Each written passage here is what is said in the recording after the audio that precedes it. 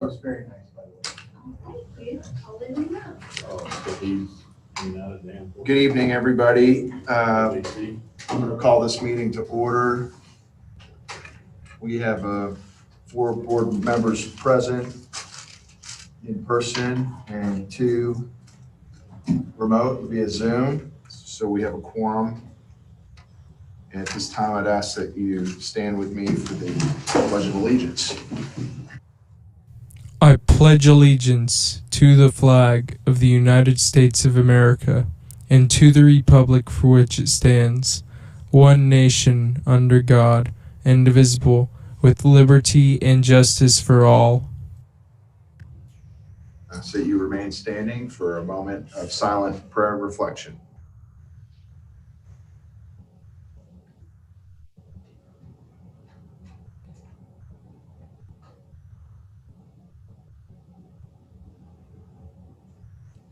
Okay, please be seated.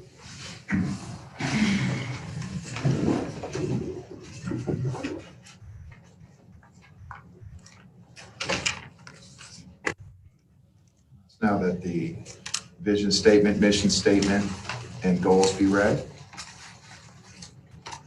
The vision statement: empowering and inspiring all students to achieve their full potential. The mission statement: Wimberley ISD is dedicated to excellence in education that fosters a culture of kindness and respect, creates lifelong learners, and empowers students to make a positive impact in the believe that everything that we do should help ensure the success of all of our students. As educators, we maximize class time in an engaging and challenging way. Our teachers are personally invested in our students. Students in Wimberley are committed to community service, and the community supports students in return. A quality public Wimberley ISD education drives the future of a successful Texas. As a district, we strive to meet the needs of the whole child, academically, emotionally, and socially. Wimberley ISD provides the foundation to create engaged citizens who will become lifelong learners. All our children, parents, faculty, and staff should be treated with kindness and respect. We are committed to excellence in all we do. Wimberley ISD goals: achieve excellence in education, foster a culture of kindness and respect, create lifelong learners, make a positive impact in our community. This time I'm going to move to item number 1 of our agenda, which is our public hearing to discuss the 2020-2021 proposed property tax rate. I'm going to turn it over to Mr. Moises Santiago. Stand from here. Well, thank you all very much for attending this public hearing. The purpose of this hearing, the purpose of this public hearing is to inform the voters of the proposed property value and the tax rate. As required by tax code, we did put our advertising out there about this public meeting. We are required to advertise at least no less than 10 days before we have our meeting and inform the public of what we are proposing for this coming school year. Another requirement is that we also meet, can we go to the next slide? Another requirement right here is that we meet the MCR calculation, or the maximum compressed rate calculation that TEA has established through House Bill 3. And that calculates a tax rate that is compressed in proportion to the value growth that we experience or realize in our school district. The calculated or certified MCR, maximum compressed rate, approved by TEA was 0.87, which is a decrease of 5 cents from the compressed rate of 93 cents the previous year. So on top of that, if we add the 5 or the 8 cents golden enrichment pennies that we had the previous year, totals to a total M&O rate of 0.9568. As you can see the letter right there, we are approved already to proceed from TEA. we are ready to proceed for the adoption of this tax rate. So at that compressed MCR rate of 0.8703 plus the 8 cents golden enrichment pennies that we had the previous year, we calculate a total maintenance of effort, maintenance of operations, tax rate of 95 cents 68. And then our INS tax rate remains unchanged at 27 cents for a total tax rate of $1.22, which is a decrease of 5 cents from the previous year.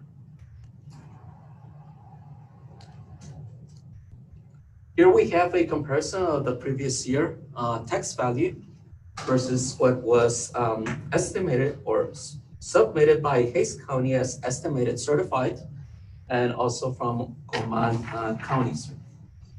Last year we had a value of 1.7 billion. This year the total combined value of both counties is 1.9 million, which is an increase of 9.5%, equivalent to 168 million. The yellow, what's highlighted in yellow corresponds to what we are proposing for the coming school year.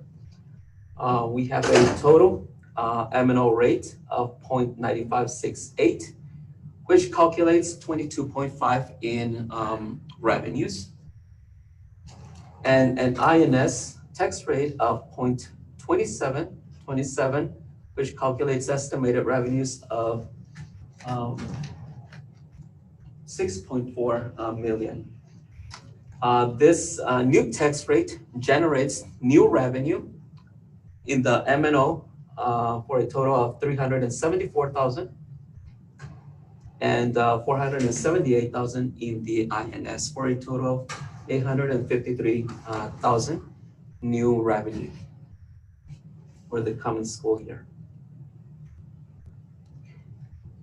Here we have a comparison of the certified value versus the state value. Do keep in mind that TEA calculates the state funding on the state value. So what we are looking at for the coming school year, the local estimated certified value, 1.9 million, which is an increase of 9.5. The average of the last 4 years is 8.9. The state projected value, we are assuming a 9.5% increase. The reason why is because last year, the state controller did exactly the same thing. They increased it by the same value that the local increased it by, same percentage that the local value increased by. So last year, the local value increased by 10.6%, while the state controller turned over and increased the state value by 10.5%. So that's the reason why we're going with a 1 year year comparison instead of a various years. So we are estimating that the state controller will come up with a certified value of 2.4 billion, and this value comes out in January 2021. The 2019 value of 2.2 will be certified by the state controller in September. When they do that, they issue their what they call their final what is it called, this word? Catch up or settle up payment. So that's when they do their final calculation for the end of the school year. So for the coming school year, we'll be working with a projected value, a state value, instead of a real value that has already been certified. Next slide. Here's a graph from the summary of finance, the state calculation. So we have a comparison of the proposed rate and how much revenue it generates. Last year rate generated a total of 10,348 per student. At the new proposed rate of $1.22, the total state revenue and local is 11,848, which is an increase of 1,500 per student.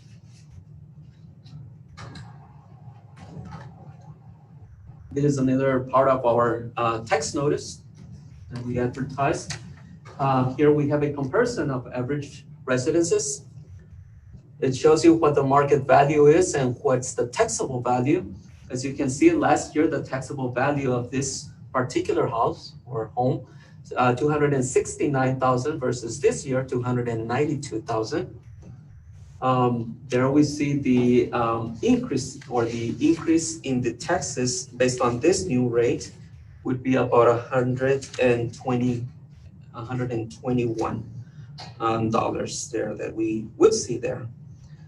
The voter approval rate, what used to be the rollback rate 2 years ago, is calculated at 1.23. The district cannot adopt a rate that is higher than this. This is the max that we can adopt without voter approval.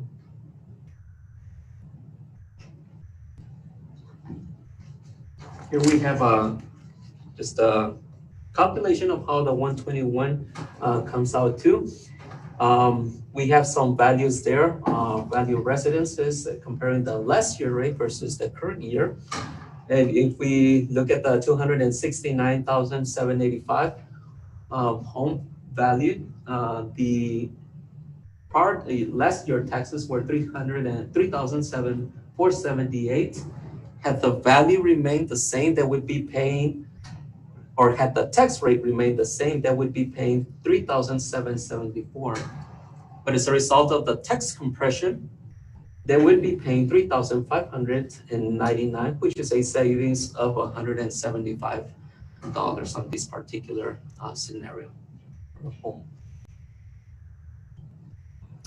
Here is just a recap of the M&O and the INS. We are decreasing the maintenance and operations tax rate by 5 cents. So what we are proposing is a tax rate of 0.9568. The INS rate, which is to be used only for debt service payment, will remain unchanged at 0.2727.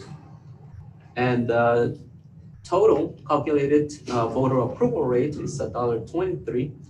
Thus, we are proposing for the coming school year a total property tax rate of $1.2295. That's basically our presentation, and this is to inform the public of the value that we are proposing for the coming school year and the tax rate. If y'all have any questions. Moises, this is Will Conley. Can you hear me? Yes. A couple slides ago, you showed about $121 to the average taxpayer. Is that your estimate on the estimated increased dollar amount that citizens within the district would pay above and beyond what the average was from last year, even with a decrease in the tax rate? Yes, sir. That's based on the average value of a home residence as calculated by the appraisal district. Yes, I understand that. I guess what I'm trying to get at, Moises, dollars. What are on average? Are people paying more? Estimated to pay more? Based on this graph that you can see here, than what they paid last year. Based on this graph that you see here, they would be paying more if their value, their home value increased, but they would be paying more if the tax rate remained the same. Since we are compressing by 5 cents, they are paying less at this new tax rate. So in this particular scenario, they're paying less of an increase than what they would, but they are still having that on average. I understand it varies between every individual property owner, but on average, we're looking at a slight increase. Yes, there should be a slight I would say a slight decrease because you're not paying the full tax rate, the full point with $1.21 that we had last year. Mhm. So with this calculation, we're showing $175 savings per year. Decrease. That's just average across the board, Will. Yeah, this is just an average of value of residences per the roll that was submitted by the appraisal district. That is a comparison of the current tax rate versus the proposed tax rate. You would have $175 savings based off that. Yes. Doesn't necessarily mean somebody will pay less in property taxes to the Wimberley School District. It's all conditional on where their values are, but it doesn't necessarily mean that, correct? That is correct. Thank you. Mhm. Any further discussion? Okay, we're gonna move on. Thank you very much for that presentation, Moises. We're gonna move on down to item number 2, which is our special recognition. And I'll turn this over to Mr. York. So, Mr. Biggers has been very, very busy. You know, he's been taking his little PowerPoint around. So I'm hoping that possibly the September meeting will be in person. And so Brad said that he would appreciate us kind of pushing this back to September. So Let's do no that. problem at all. Well, we appreciate all his hard work and we'll look forward to tabling this until September to properly recognize him. Number 3 is our public forum. I understand we have no citizens' comments to present tonight. Is that right? Yes, is Okay. Alan? Okay, but Alan said no. Nobody signed up. All right. Okay. We're going to move on down to item 4, which is discussion regarding the 2021 budget workshop. And again, we're going to turn this over to Mr. Santiago along with Mr. York.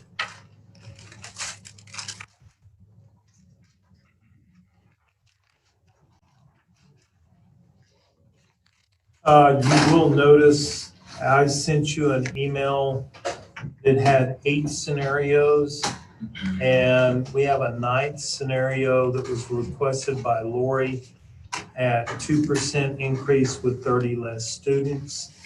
I do want to let you know that as of today, our best count for students is 2521. And we're budgeting for 2517. That's good.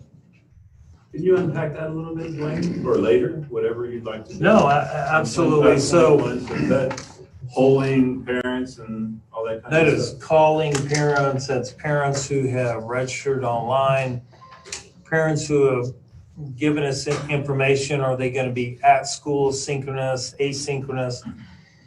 Danforth and the high school were probably our biggest, scenarios as to how to break it out. Yeah.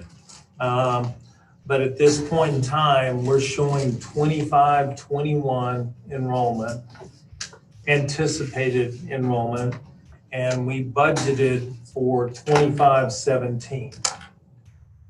Thank you. So Moises, I'm sorry, go ahead. No, that's actually good news because we were actually looking at just last week. So I'm glad those figures are improving. Here we have a summary again of what we've seen before. We are looking at a cap value of 1.9 billion and projected state value of 2.4 billion. We are assuming a 96.5 collection rate for this coming budget.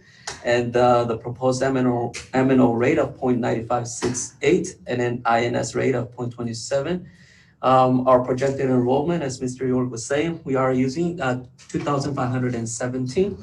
So this is really good news that we have already exceeded that number for for this as of today. So the refined ADA of 2017 enrollment at a 95.31 attendance rate calculates to 2,398.95. So that's what the funding will be based on.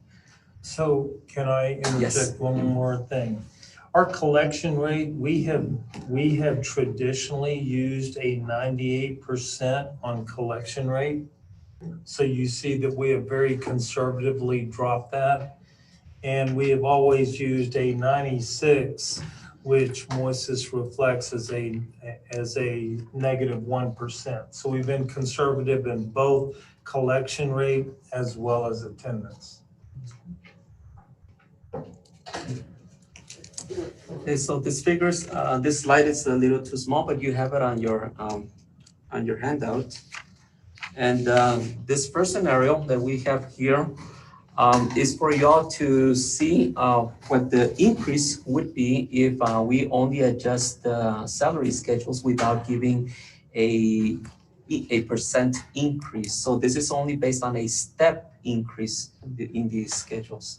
So we have the general fund with reflecting total revenues and expenditures of 10,000, a surplus of 10,177. The nutrition program, a deficit of 76,000, which would be funded through the food nutrition program fund balance, and the debt service of 743,000 for a total surplus of 677,131.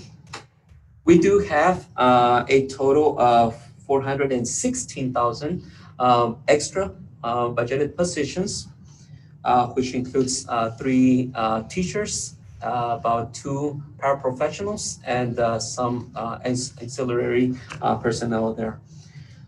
So that's a total of 416,000 that if we do not fill, we would have that surplus. Yes. So we're talking about these extra positions, and we're doing some new hires that are new jobs. Is that included in that money that he's talking about? Okay, so we had a retirement in Ms. Clark, Right. and so we really need to fill that position.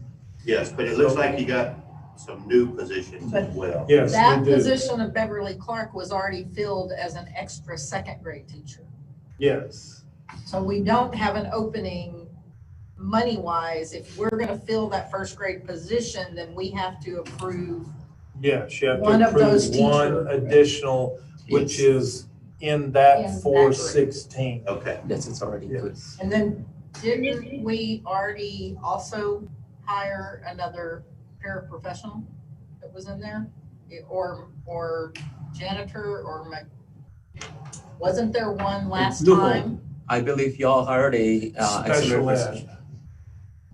But That is factored though. it We could in. still we just want to make sure we understand how much of this auxiliary money we've already allocated as of right now, or maybe even after this evening, based Right. on who's on the hiring. agenda to be Absolutely. hired, Okay. recommended, I So- should say, to be hired. yeah, so any new positions that would be approved tonight would new positions would already be included in this 416,000. So then how much of that 460 is essentially allocated after tonight to approve all the positions proposed? Give or take, just high level, we're trying to figure out how much after this evening, based on the recommendations we have, how much of the 416 will be left. 2 new teaching positions. Okay. So if it's 2 new teaching positions and their average salary is about 50,000, yeah, we can reduce that So by we're at the- 100. Yeah, That's okay. what we That want. gives us a good idea. All right. We're Yeah, at both of them are 319. step 0, so it's. Okay. that would be they're 43,000. Early on, and then, What's step 0 gonna come in now? 43. Sorry, I didn't hear you. Total 86,000 plus benefits. So That's $300 a month. Yeah. sorry, I'm just looking. Moises, Something else is How much is replacement. that $43,000 teacher cost you a year? Well, Benefits. and benefits about 8 to 10%. So maybe, I mean, it's close to 60,000. I mean, just personnel. 60,000, No, 50. 50, 50 each. Yeah, 50. 100 is what I figured. Yeah, that's a, I could that's a high easily level. add it. So in those two positions, it's easily 100,000. Yeah, I'm all for it. okay. That gives us, 390. everybody comfortable with that? Let's keep going then. So we're looking at the, Joe, may I ask a question about a line item we passed over? sure. Supplies and materials. We have almost a $500,000 increase. Can you discuss that a little bit? Yes, in supplies and materials, you have utilities, you have fuel, you have every single supplies that that's used in campuses, departments, district-wide. We pretty much kind of left unchanged. The campus budgets did not increase their budgets this year, so they were pretty conservative on their proposals. The only thing that we might see increasing there is any fuel costs or electricity costs, but mainly due to the addition of Blue Hole building. Hey, Will, are you talking about the 462,362? Yes, sir, I am. I don't recall. That's the child nutrition. Yes, that's Program. a child nutrition program. Yeah, the one in the middle. That's not an increase to that. Yeah. They don't correlate those numbers. Okay. So you read each column, general fund, and then CMP is child nutrition, and then our debt service. Okay. I didn't think that sounded right. That's why I called it. Thanks, guys. Okay. So the 1.6 is corresponds to the general fund, and then the 462 is the supplies for the nutrition program, for the total of 2.1 million. Moises, this is Lori. I have two. Yes. So I just want to clarify, under the revenues over expenditures and the debt service, that 743,702 amount in the positive, that is also restricted to debt services. So basically, as terms of our general fund, we're essentially breaking even. Is that correct? That is correct. What you see in the debt service column is strictly, or it's restricted only for the payment of debt service or the retirement of any old debt. And then I just want to clarify, because it was kind of a lot of voices talking, the what's highlighted in yellow, the extra position placeholders, we've essentially allocated that, maybe 300,000 of that, and there might be like a little over 100,000 left. So really that line item is decreased, and that money has essentially been allocated. Lori, it's vice versa. We've only allocated 100,000 Yes. for 2 teachers. Oh, okay. 316,785. Yes. So that amount right there of 416,000 will decrease as you add new positions. Okay, but we have about 300,000 left then. Correct. Yes. Thank you.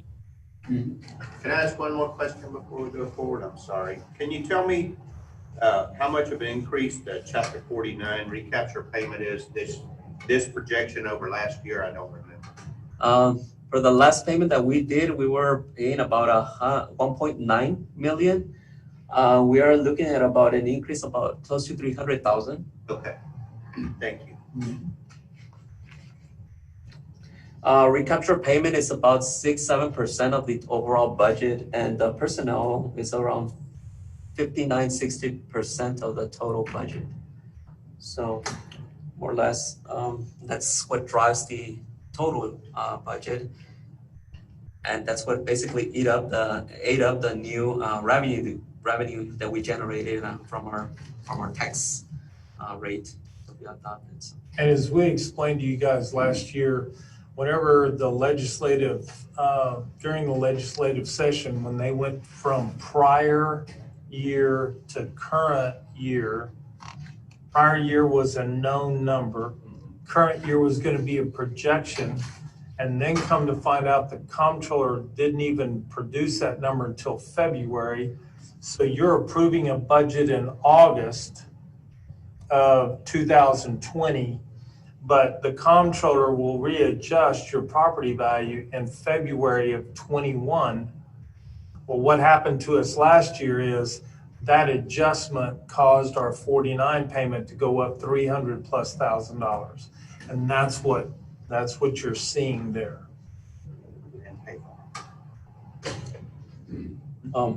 We do have several scenarios that we would like to present. If y'all don't have any further questions on this particular slide. Before you go any further, can I ask one more question? So when we say that we're projecting 2,500 and whatever it is, how many students did you say?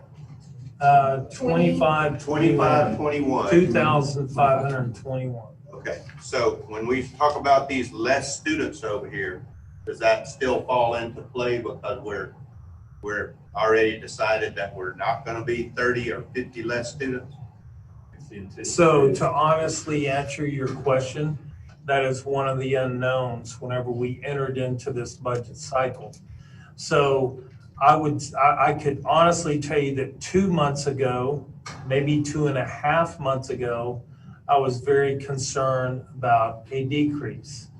Well, so we have shown that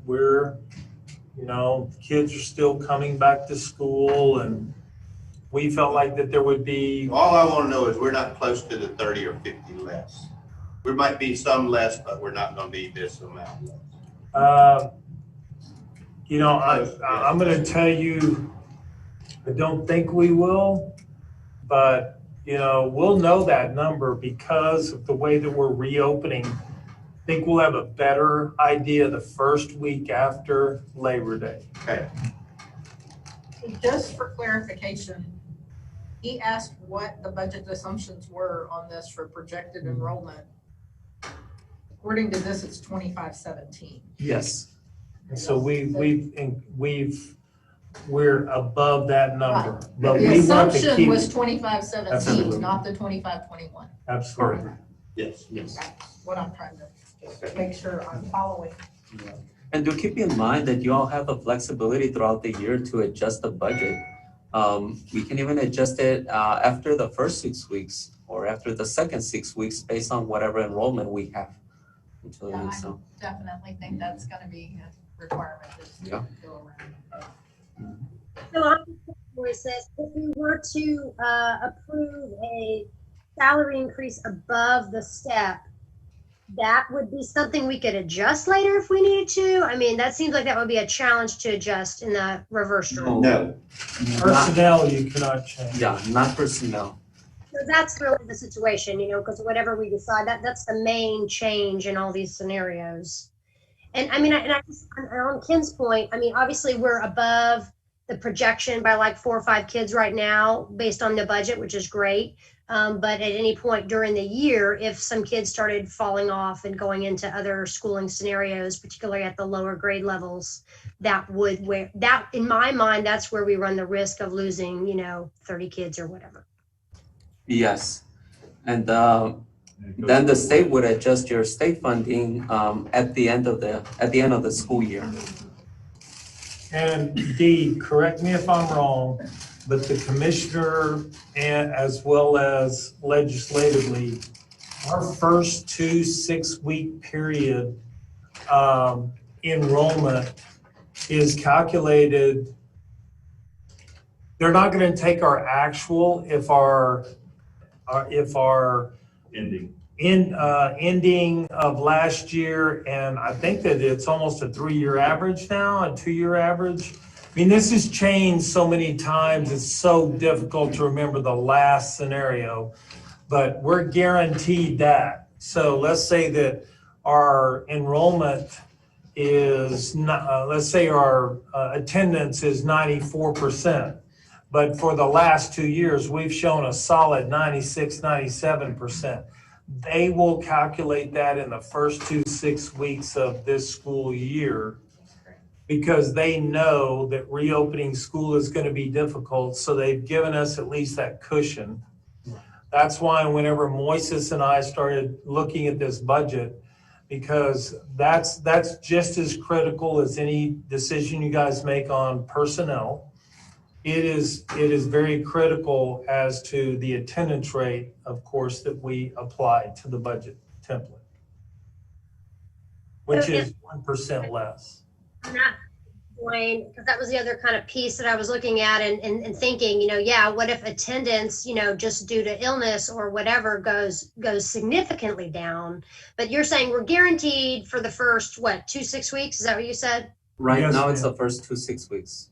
So then after that, we may have to look at a fluctuating attendance that may go, well below 95 or may not, just depending on what happens. What kind of impact does that have? Say our attendance dropped, I'm just randomly throwing out like to 85% for, an extended period of time. What does that do to the numbers? Well, it will definitely have a greater impact. Yeah. And then at the end of the year, whenever you settle up, then you will go into fund balance. That's why for years I've always said you never want to project going into fund balance for something like personnel. This is such a unique, unprecedented scenario, and we don't have the answers to that. And so I'm just so thankful that over the course of the years that we've been able to build up a fund balance that we can actually go into to make up for that deficit. That's about the best way I can answer that question for you, Lori. I hope I'm making sense. Well, with the option of long-term absences, if a kid is sick and can jump on remotely, that is going to significantly be a benefit to our attendance rate. Absolutely. Did you hear Dee? Yeah, I did. Yeah, no, that is true for sure. But I think if we have a lot more sick kids in general, whether they, they might not be able to log on remotely either. So I'm just trying to think out loud about what that might do to things and whether we should be considering that as a pretty huge factor as well. Well, but we're already using a much lower attendance percentage factor than what we have normally done. The 95, 6? Like 6.5 versus the 98. Yeah, the 96 versus 98.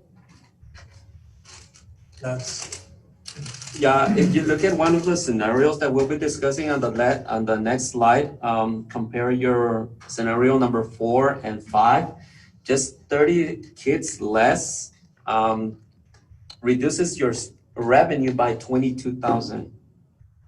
So just to give you an idea, more or less, and that's calculating state revenue by the refund, not the actual loss of 30 students.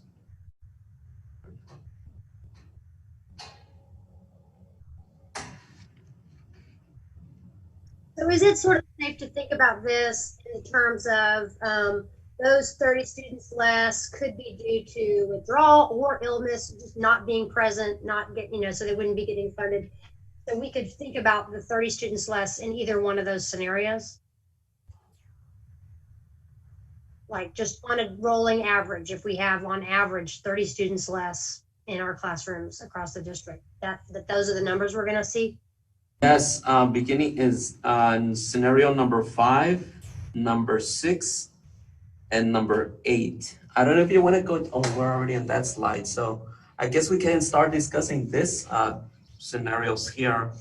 The first column that you have there, it's my proposed final budget amendment for the current school year.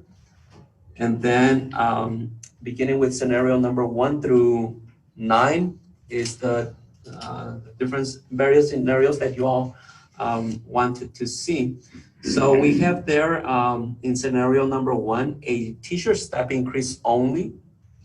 And that what that does to the general fund, it leaves a surplus of 10,177, and we are still assuming the same number of extra positions of 416,000. Scenario number 2 is a step increase and a 2% increase to the midpoint. still assuming an enrollment of 2,517.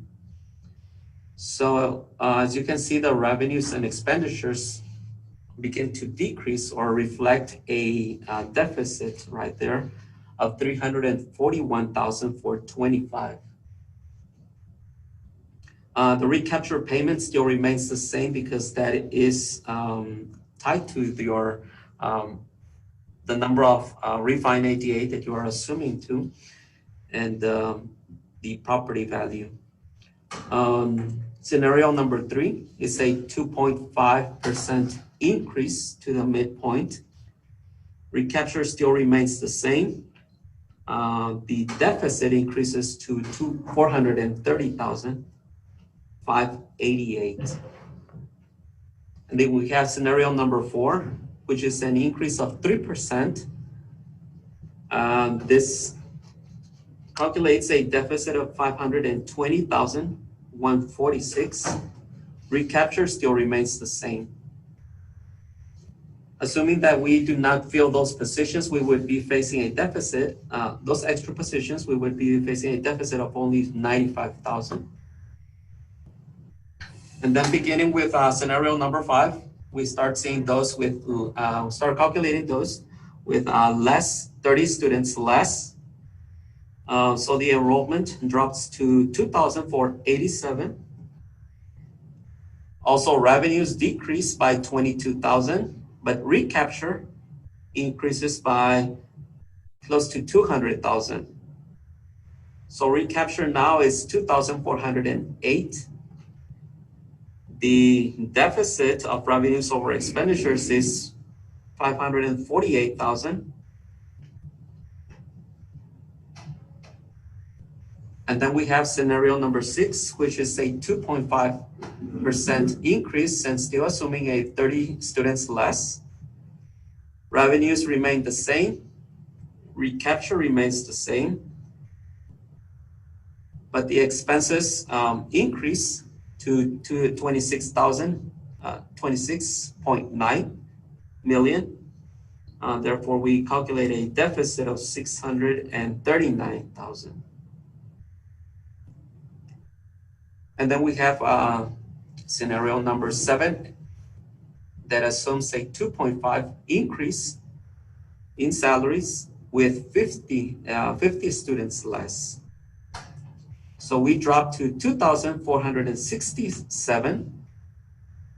Our revenue drops to 26,307. Close to another 20,000 there. Total expenditures increased to 27 million. So this calculates a deficit of 776,000. And then we have scenario number 8, which calculates a 3% increase with 30 students less. So now come up with a deficit of revenues over expenditures of 727,000. And then the last scenario that we have there is 3% increase with 50 students less, which calculates a deficit of 865,000. Mr. York, you want to say anything on this? No, so I think that we've taken every scenario that we've been asked to calculate. And so we do have a decision to make as to what we feel like would be, what's best. My recommendation is that rather than looking at either scenario 3, 4, or scenario possibly 6, 8.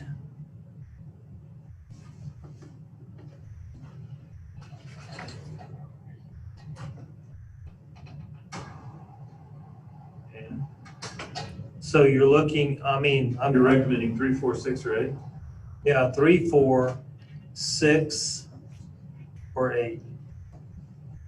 What's the general school of thought about how much you want in your fund balance percentage of, 3 months of operating. Operations. what would that be for us? Right now, we are close to 4 months, but we've been reducing it, so we don't want to drop below that. But we do have the 3 months operations at this point. So each month is roughly 8.3 million divided by 4. Yeah. Divide that by 3, by 3 months. So Dwayne, were you, I just want to make sure I heard you correctly. You're recommending that we look at those or that those be eliminated and we look at the others? No, I'm hoping that we're looking at 3 and 4, 6 and 8. But if the board does not agree, I mean, because we're making the best estimate based on what we know today. We know also Sounds like that a statement, but I mean, that's where I'm at today, is that, I'm sorry. sorry, I just want to make sure I understand. The deficit minus extra positions row there, that is essentially, we can take all the numbers across the board and we can adjust them by the 100,000 we know we've just spent. So that scenario number 2, for example, is now negative 20,000 as opposed to 80,000, in the positive. Yes, you're correct. Already in a negative scenario, starting there, going across. Okay, thank you. May I ask a question? On these negative scenarios, where do we propose the funding come from? The funding would have to come from the fund balance, which at this point, as of the last report, which I'll be reporting later on, we have 10.8 million as of the end of July. We were just talking about the 3 months operations. The 3 months operations total to 5.9 million. Each month, we expense about 1.9 million. So it would come from the general fund balance. When you talk about pulling funds out of fund balance to balance our budget, and you stated, Moises, that we are almost to about a 4-month reserve. Yes. So I would assume, because I've never known it to be a good idea to pull reserve funds for payroll, that you would find different pieces of our budget in supplies and materials and other things. Do we have any one-time expenses you're proposing to pool to balance our budget, or are these all ongoing annual cost? These are ongoing. This is your actual annual cost in personnel. What we see there, the 19.2 million, it's actually what we pay on an annual basis in personnel for salaries and benefits. The only thing that we see that we have here as a cushion on this budget is the extra positions that we have there, 416,000. What about the capital outlay? What does that go to? Capital outlay is mainly any expenses that we incur that are above $5,000 per unit. If we buy equipment, if we buy a vehicle, or we do an improvement here or in one of our facilities, it's coded to a capital outlay account code. So that's very low. Right now, we have it at 39,000 because the majority of the improvements we are doing we are using the bond program to do that.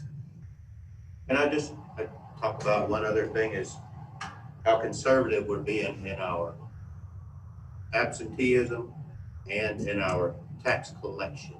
So I think if we look historically back, we see that those funds, when we're conservative in that, that really has helped us out in the past years. I mean, we've passed many deficit budgets, and we've always come out ahead being conservative.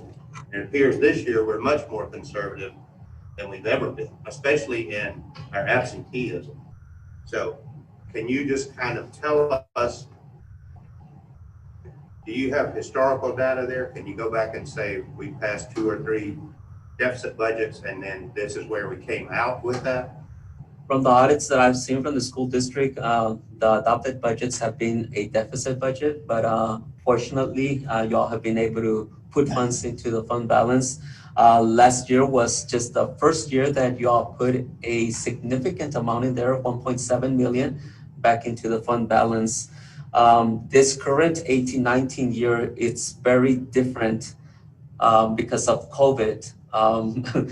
Really, we can't go back and use some historical data to project what's going to happen at the end by the end of this year. Only what we have incurred from the beginning of this fiscal year. But given that, my proposal or my final budget amendment reflects at least a very minimal surplus to the general fund, if not at least a balanced budget by the end of the fiscal year. Which scenario are you basing that? That's based on our actual expenditures as of the July 31st. There were funds that we were told we were going to be reimbursed for. Yeah. And so we went above and beyond to make sure that our kids were fed, different scenarios like that. Then our CARES funding came in much less than you would even anticipate. Yeah. So we're playing a numbers game now with not only the federal government, but then, you know, what does that look like for our county? What does that look like across the state? There's just so many unknown variables. But I will say this, you know, we have traditionally always come out of bad situations. 2011. $2.4 million were cut from our budget. And by the end of that year, we had a surplus. And we do the best job we can to maintain a budget. The enrollment, yes, we need to make sure that that stays stable. Attendance rate, we've reduced that. Our collection rate, we've reduced significantly. And mainly with Tracy's information that she's been giving us, as well as the Hays County Appraisal District, yeah, that's why we're staying so conservative in those areas. So if would you be comfortable with $250,000 deficit budget? Yeah, yes, I would. Back in April, I did get a bit concerned because just considering the unemployment rate and thinking that our tax collections were gonna reduce in the coming months. Well, they haven't. People have been paying their taxes, and I haven't seen a decrease of in tax payments. On the contrary, they've been over by 1% compared to the previous months or previous year. So I haven't seen a decrease in any of that. So that gives me a little bit more positive attitude for the coming school year. So.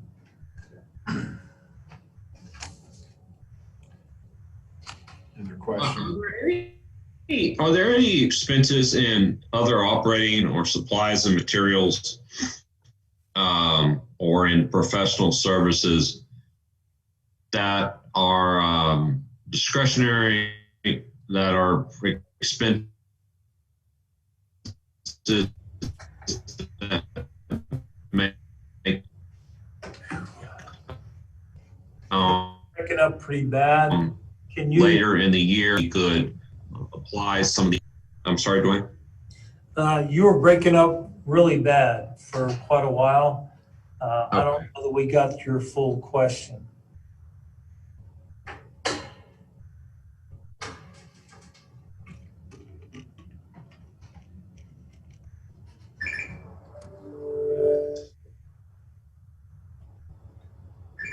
Well, while Will's working on his My audio. question is, can you, Yes. does this work? Yeah, Will, Yes. go ahead. Okay, well, what I was asking was in line item 62, 63, 64. Did y'all hear that? Yes. Are there some items in there that we plan on or that may or may not be needed that if we had to, we could pull from some of those funding line items to balance our budget for any increase to staff pay? So line item number 63, in 2011, when the state reduced our funding, we literally survived off of 60% of that number, whatever that number was back in 2011. And other operating cost, that is really associated sometimes with special ed. So that's very difficult to figure out. And so I wouldn't want to mislead anyone on that line item. Your professional and contracted services, that's also special ed. And I feel like that we're pretty close to that number. So we got $3 million in special ed funding? Not all of No. it. Yeah. Not all of it. No. I'm just saying that is probably a bigger part Right. of those contracted services. Yes, and do keep in mind that some of this funding that we are giving is allocated in special programs. And what TEA does is that every school district must spend a certain percentage directly linked to those programs. So we cannot reduce what the state gives you or funds you. We must spend those funds in those programs. We cannot set those aside as a fund for just a little cushion here and there. But no, we have to spend those funds in those students who generated it. We did maintenance of effort. Yeah, to meet maintenance of effort, special ed maintenance of effort. We did meet with each of the directors to discuss their budgets, and the only amount that I remember from maintenance having to increase their budgets by was mainly due to some maintenance that needed to be done in the campuses. But other than that, I don't think we have any other funds where we can reduce the budget. So if we were looking at scenario 3, just picking one, and given what we know as of today, then the number at the very bottom, instead of being negative 7,653, it might be negative 130,000, and that would be for the whole year. Is that correct? Well, that would be about 107,000. That would be greater if you fill in the total extra positions and more. But if you do not fill those positions, then we would have a little surplus there. So Moises, I think what she's asking is, we have 2 positions tonight that will be filled. So that would reduce that amount. So then that would be your 100,000. Yes. And so what Lori's asking is in scenario 3, would that 7,653 then become 107,653? No. And that No, you're going backwards. You're just reallocating the funds. You're reducing from your extra positions. You're going to remove from there, but you're going to increase your personnel expense over here. So it's just a reallocation of funds. So if we didn't hire any more positions other than the 100,000 we've already spent, then there would be 329,000. Yes, Extra positions, yes, in To the extra good. positions. yes. And Thank you. So I was To adding the that good. 100,000 then to Yeah, the you're bottom adding line. to the deficit and it's reducing the It's deficit. reducing the deficit.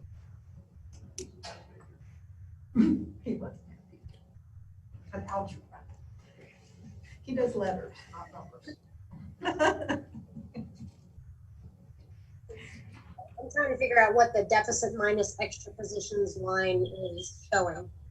So at the very bottom, that just, if we were to fill everything, that would be what our deficit would be. As of right now, we've only filled 100,000 of the 422,935. Okay, that's if we fill every single thing. Okay, thank you.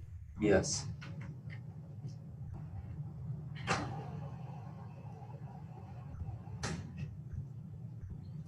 One of the things I'm grateful for is what the board was able to do last year.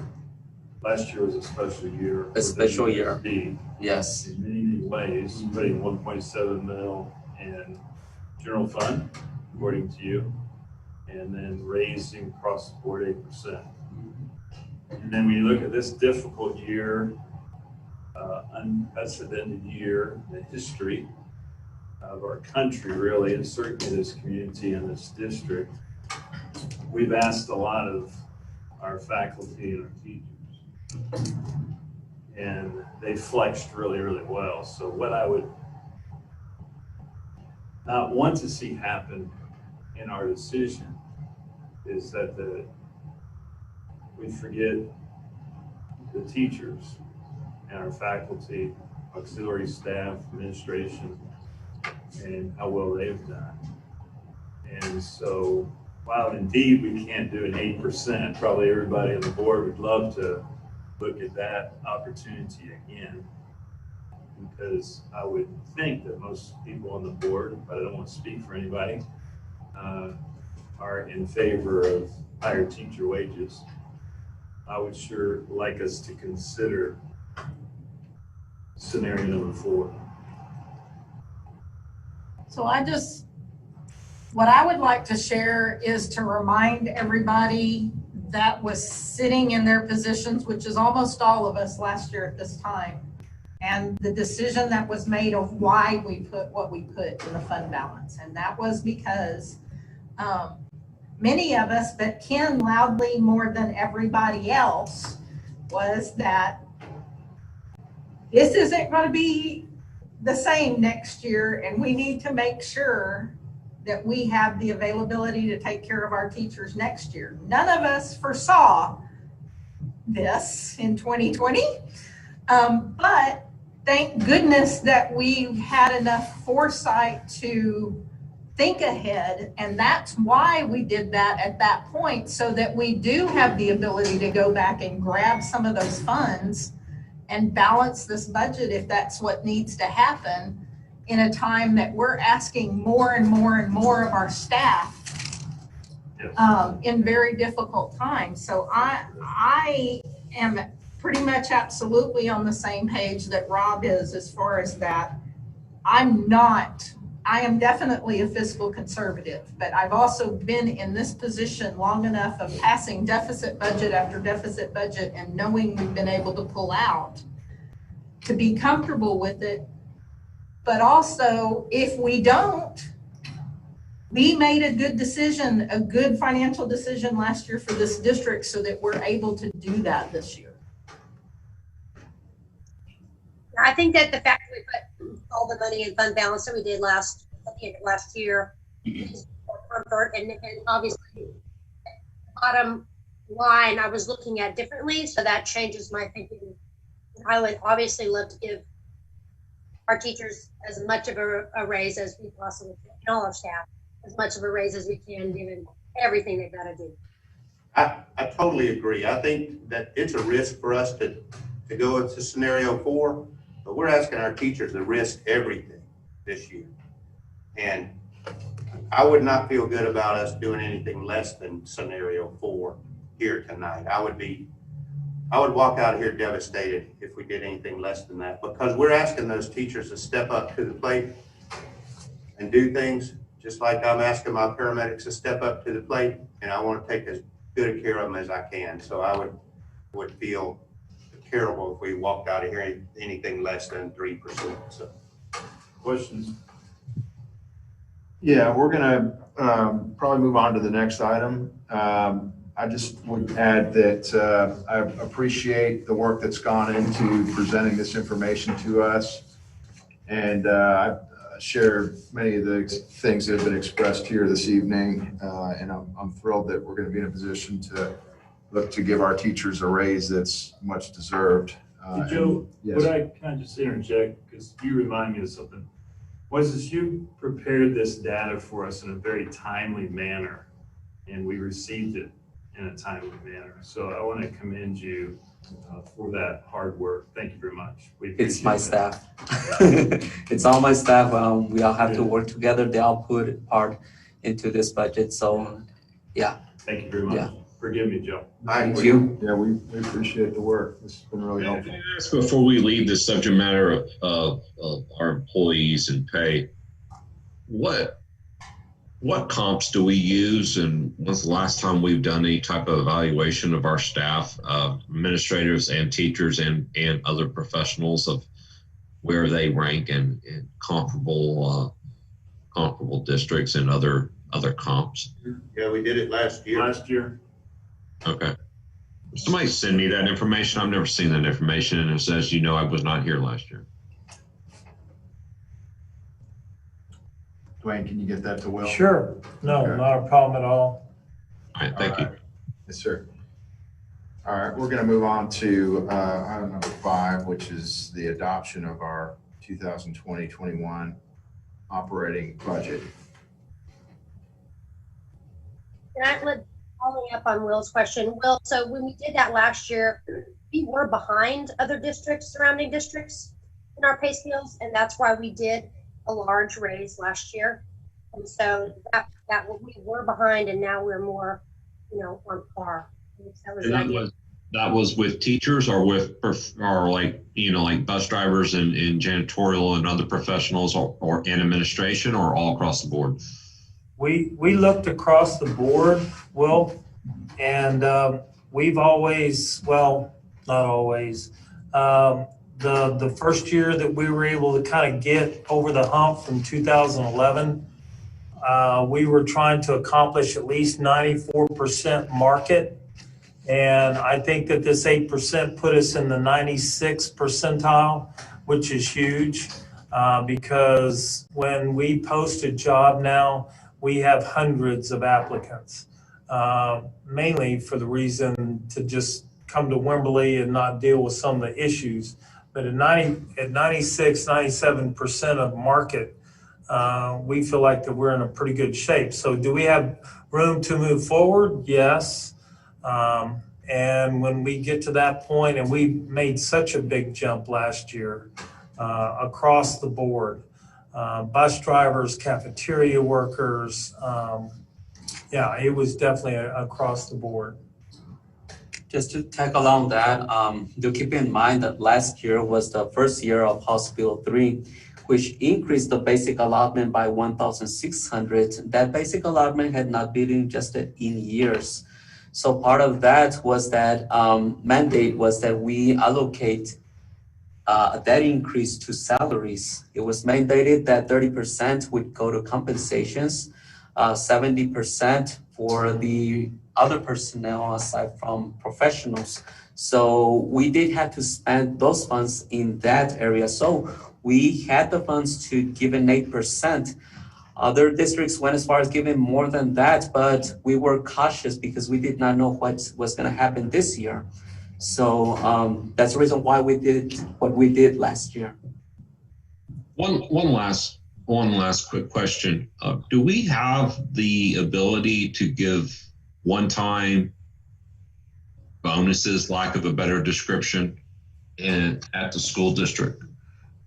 We cannot give bonuses. I'll give you an example. We found a way, and I use the word bonus intentionally. Technically, at the county, you're not allowed to do a bonus, but you could do a one-time disbursement. And for example, after the 2015 floods, departments and employees that were essential and working 7 days a week and in those special circumstances received a one-time stipend increase as appreciation for their efforts and their work during that very unusual time.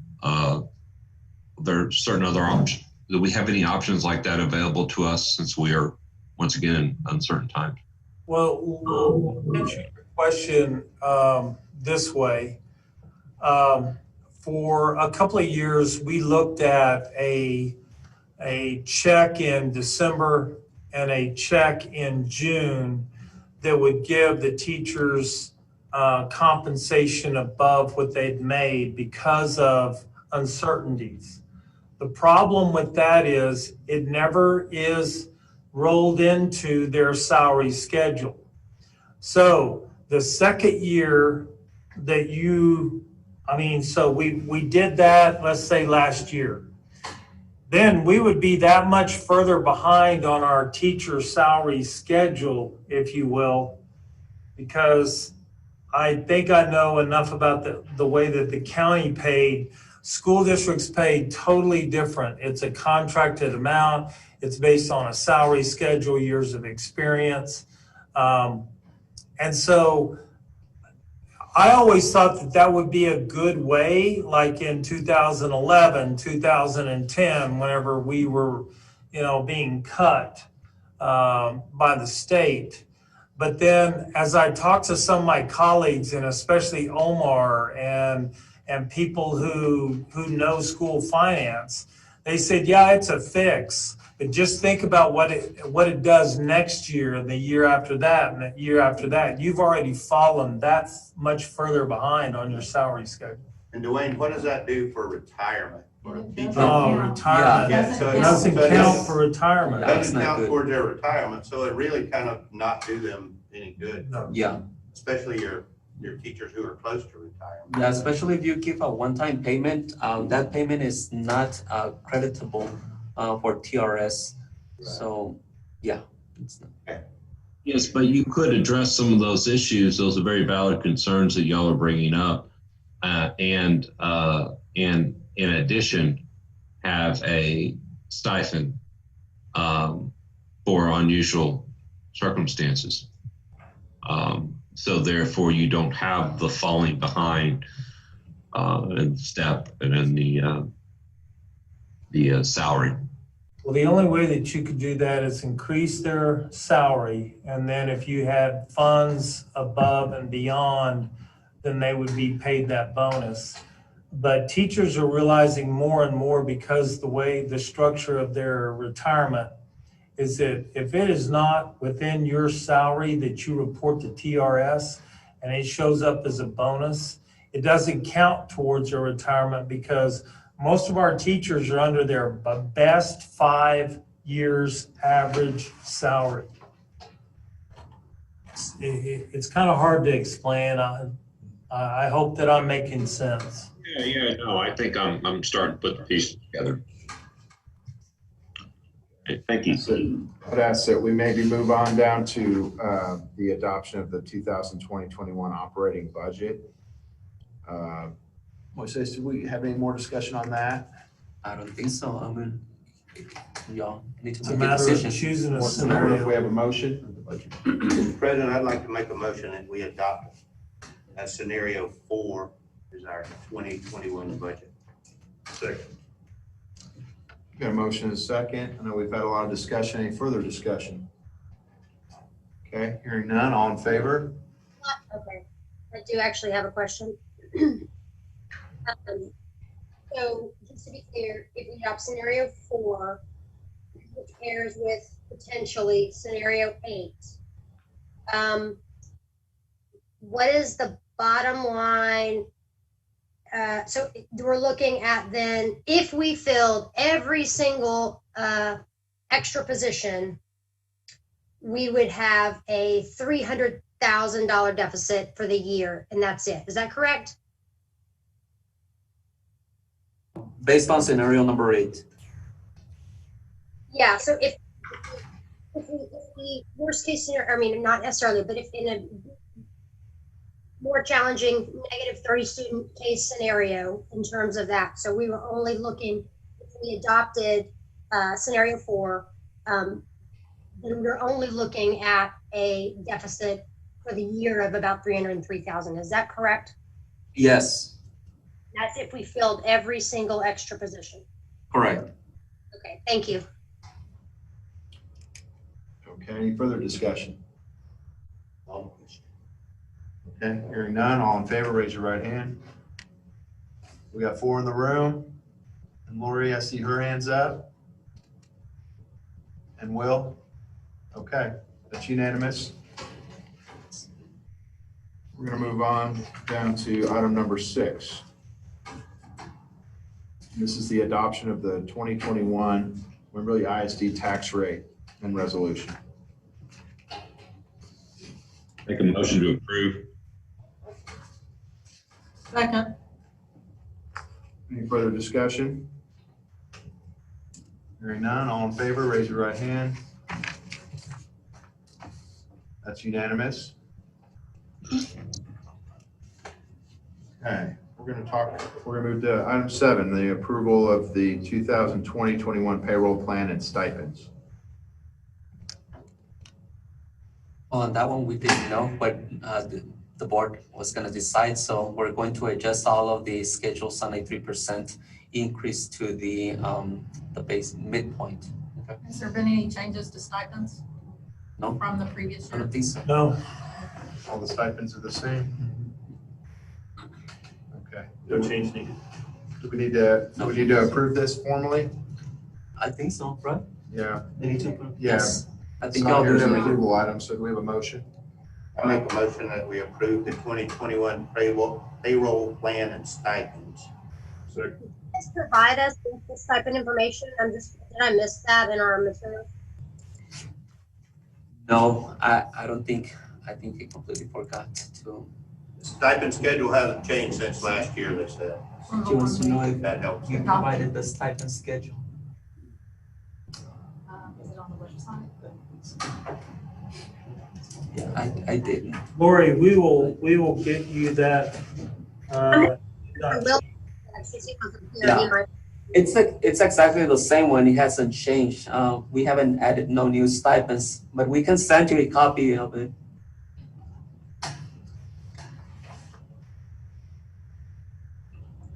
Have a motion and a second on the floor. Yep. Any further discussion? Hearing none, all in favor, raise your right hand. Okay, we got unanimous approval of that. Great. I want to say thank you very much. Appreciate all Still your have help. one more. Oh, you got another one on there? The agreement of the purchase of attendance credits for the Chapter 49 payment. Can you talk just a little bit more about that, Moises? That's in regarding to your Chapter 49 payment. That's a contract we made with TEA. That's gonna be down further, Moises, in the It's still further? consent. In the consent. Oh, okay. Yeah, that's in the, that's- I was gonna say, that's in the consent. Yeah, agenda. Yeah, we we know got all that. about that, but before Okay. we approve that, I'd like to know a little bit more about that. Okay. I can wait until the Yeah. consent. We can pull it out of the consent or we can talk about it then. Okay, great, Sounds thank you. good.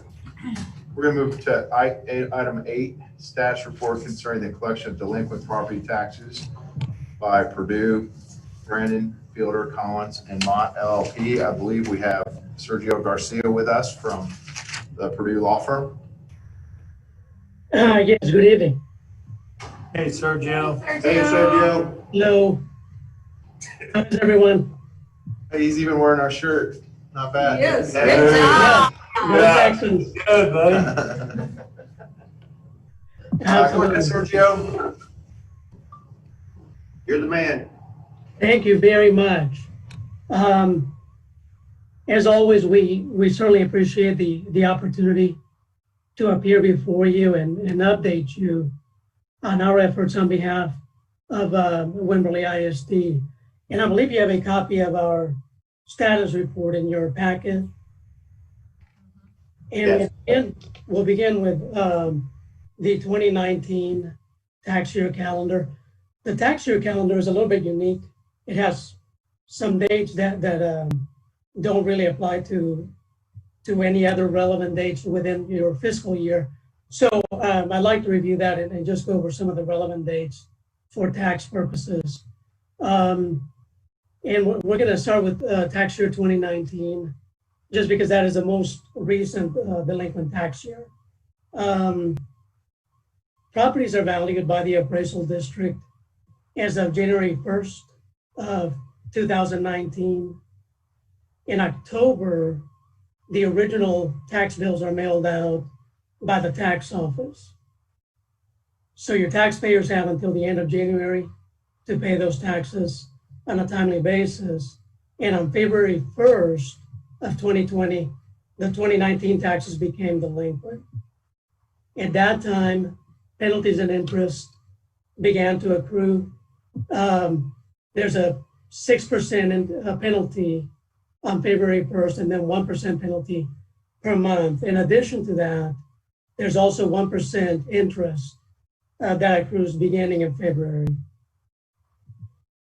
In May of last year, the Hayes County Tax Office mailed a notice of the collection penalty to every delinquent account at the time, informing them that if their taxes remain delinquent on July 1st, those taxes will be referred over to our law firm for collection, and that an additional penalty would be applied to those taxes in order to pay for our delinquent tax collection services.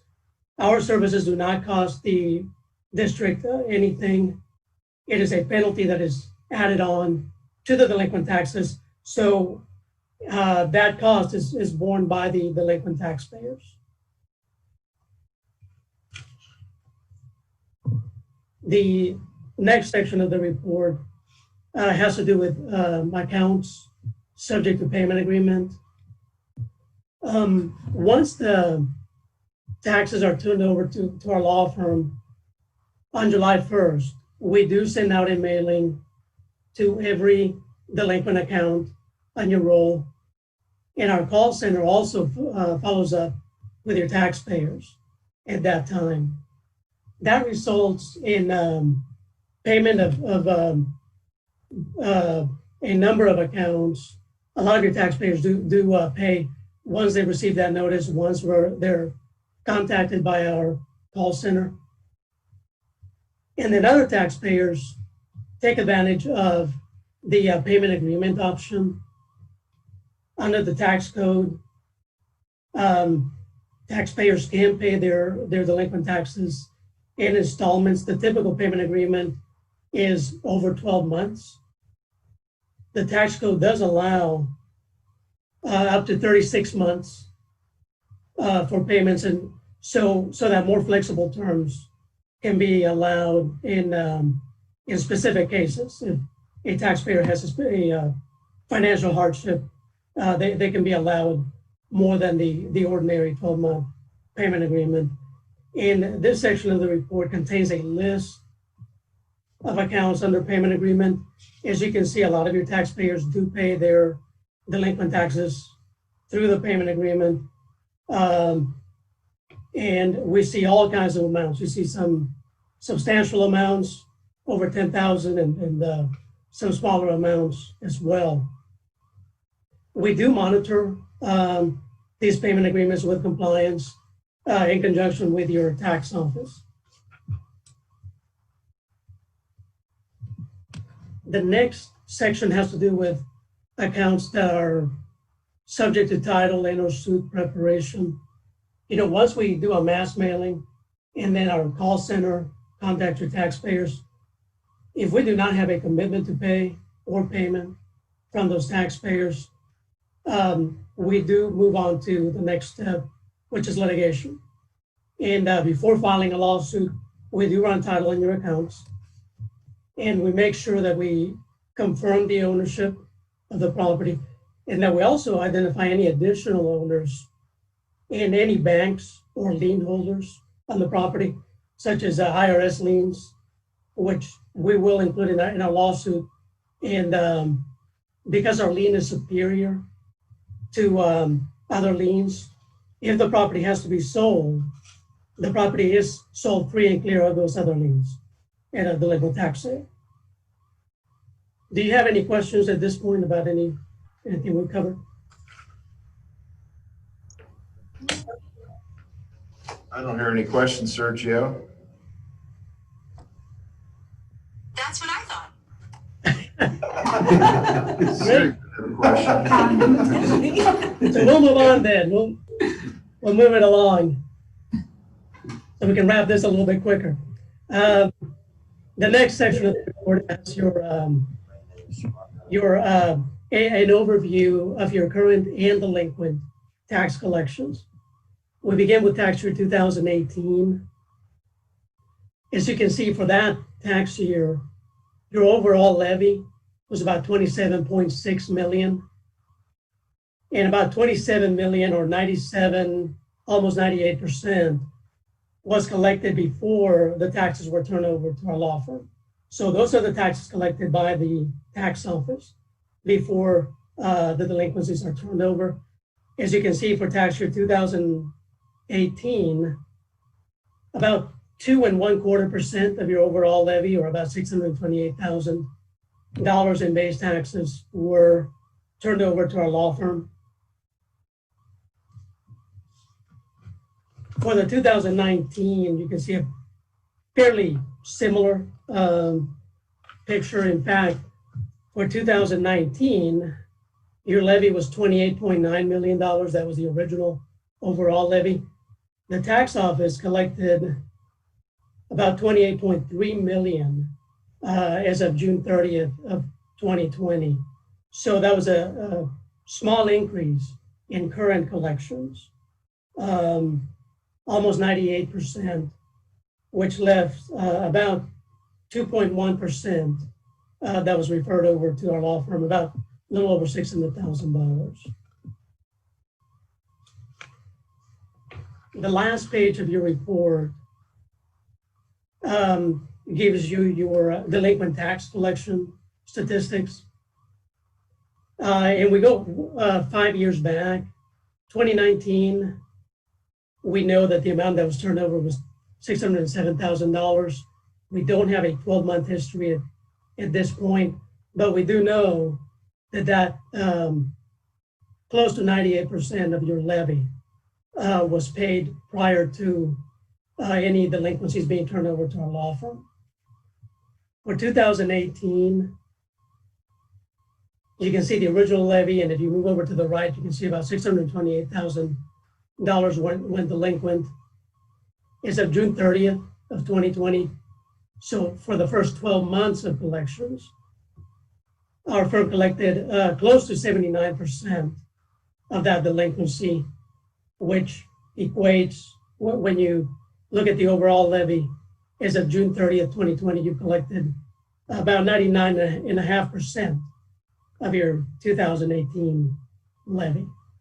And by the way, these numbers include base tax only. They do not include penalties and interest at all. So even though penalties and interest are collected, they are not included in these numbers. These are base tax numbers only. And you will have the same information for tax year 2017. You can see the original levy, the amount that went delinquent. We've had a little bit more time, about 24 months, to collect that delinquency. So we collected about a little over 84%. And that equates to about 99.6% of your 2017 levy as of June 30th. And then we provide the same information for the previous 3 delinquent years. Do you have any questions?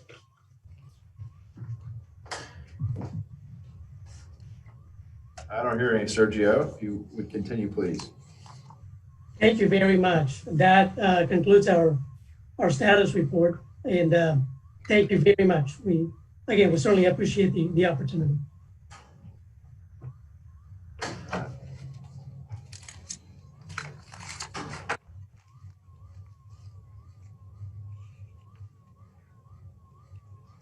So that moves us over to item number 9.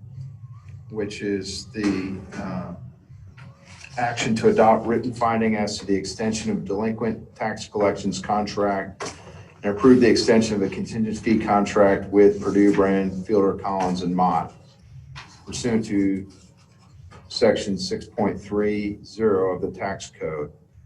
Said contract being for the collection of delinquent government receivables owed to Wimberley Independent School District, and notice of said contract is posted with the agenda in accordance with section 2254 of the government code. So moved. Second. We've got a motion and a second. Any further discussion? Hearing none. All in favor, raise your right hand. Was that second by Ken? Yes. I see everybody. What's Will's vote? Abstain. Will abstain. Okay. So we've got 5 in favor and 1 abstention. Before Sergio goes, can they talk about the written findings clause here? Sure. What was that a question? I didn't hear it. Yeah, can you talk about the written findings as the collection contract? Is this new for us? Yes, sir, it is. In 2019, the legislature adopted a new statute that applies to contingent fee contracts between private law firms and local governmental entities. And our contract is technically a contingent fee contract. It was meant to be, if you remember the tobacco litigation from years ago, it is meant to prevent abuses in the fees charged by attorneys. And basically what the legislature wanted the boards to do and the local entities to do was consider whether they would be better served by entering into an hourly fee contract as opposed to a contingent fee contract with private law firms.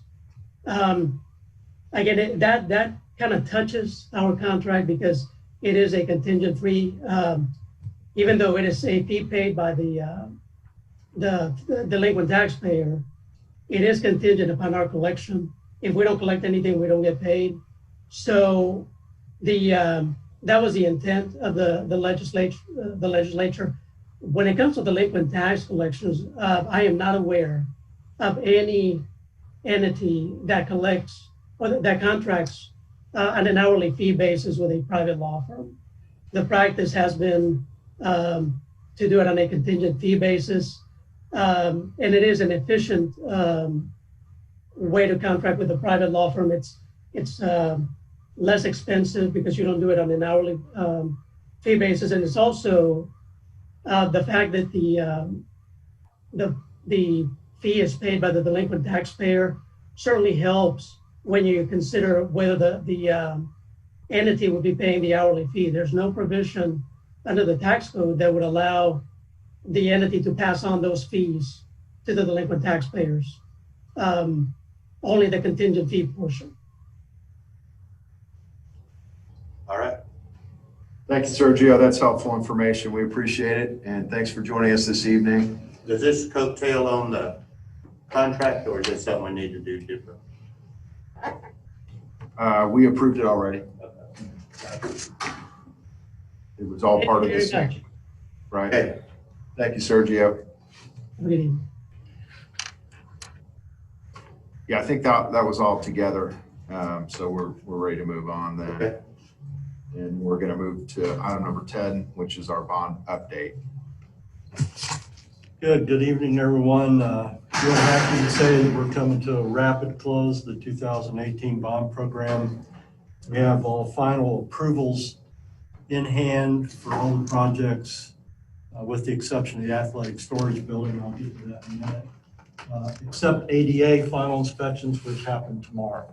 So we're in really good shape. I'll start with Danforth. The building is complete, occupied. Coaches are moving in, classroom furniture is in place, teachers are there. Building looks good. It's ready to go, and it's right down to just a few little punch list items. That's all that's left there. On the Scudder repurpose project, which was part of the Balfour Beatty contract, it was an amendment to them. That work is substantially complete. There's still a little bit of cleanup to do, but they're closing in on that pretty quickly. We have moved Scudder out. So Scudder is basically moved into the new school, but we still need to move the new residents in to the Scudder campus. And that'll be taking place over the next couple of weeks. We also have left to relocate one portable that's underway. They're getting started on a foundation over at the high school. It's up on rails and ready to go. So hopefully that gets done and complete before the start of actual school, the kids coming to the school. I need to reconcile those GMPs. The Balfour Beatty contract with CM at risk based on a guaranteed maximum price. So we're underway right now, just reviewing all their final costs. Even using the worst case scenario for the cost of relocating the portable, there should be a little bit left. Not a lot, but a few $1,000s left in that contract that'll go back to the district. So I'll be working on that coming up. On the new primary school, there's a lot of things that really came down to the wire. We struggled to come to terms with Aqua, and that happened late last week, Thursday or Friday? Thursday, Friday, Saturday. But everything's signed up with them, and everything else has been signed off. The fire marshal signed off everything except ADA again, which will take place tomorrow. There are a few things, and we talked about millwork in the past, and millwork's been a challenge. The Bartlett folks hired another millwork contractor. They're still getting materials from the folks that they were originally under contract with, but we are missing some pieces. All the classrooms have some part of their built-in millwork in place, and we will be filling in the missing pieces at night and on the weekends when nobody's in there. So I'll have a schedule for that work very shortly, but we'll be doing that work at night. Landscaping is kind of ongoing. They're still hydromulching and we've got trees planted, so that's happening. There's some tack strips missing in the corridor. We had to get some different profiles for those little aluminum strips that should be in the next few days. Contractor will be sweeping the parking lots for striping starting tonight. The playground equipment is very close. Hopefully they'll pour in place the safety flooring in the small playground for the pre-Ks tomorrow, and then a couple days later for the larger playgrounds. That equipment's there, but we're a day or so late on being able to open it up. That flooring has to cure for a couple of days. There's a little bit of missing flooring. All that'll be done by tomorrow night. So I think after tomorrow, the building's in great shape for the kids to be there. We've had to adjust a few things here and there, water temperatures, controls, and everybody's trying to get a feel for how the building works. So there'll be a few little things to deal with as they move in. Everybody's attitude's been fantastic, and I feel like we're in really good shape to open. I think the quality of the work is outstanding once in place, so I'm very happy about that. The thing that I have yet to do is the athletic storage building. I want to put that out for bid. We were hoping that Balfour could do it, but they're done. We don't need to keep them around. So we'll put it out to bid, sort of a turnkey metal building, and try to get some, a few different proposals for that. I should have that ready to go out in the next couple of weeks. We're still looking at end of the year for having that building to start. I think that's pretty much it for the update. If anybody has any questions. Can I ask a quick question? Are you under the effect of the boil water notice from Wood Creek over there at the school? We are not. Yeah. So we've delivered bottles and bottles and bottles of water. We had 8 cases of 32 delivered today. Daryl's going to probably double that order for tomorrow. And we have not heard, but they're saying that the testing should, let them know by Wednesday. If they don't, we're prepared to deliver water. When it is Aqua Texas, you think, well, there goes Jacob's Well, but Jacob's Well is not part of the Bull water. Right, yeah. So that was good news earlier today. And so, yeah, that's where we're at. Bob, can I have a question? This is Lori. The turnkey stuff, that is security equipment for the new school?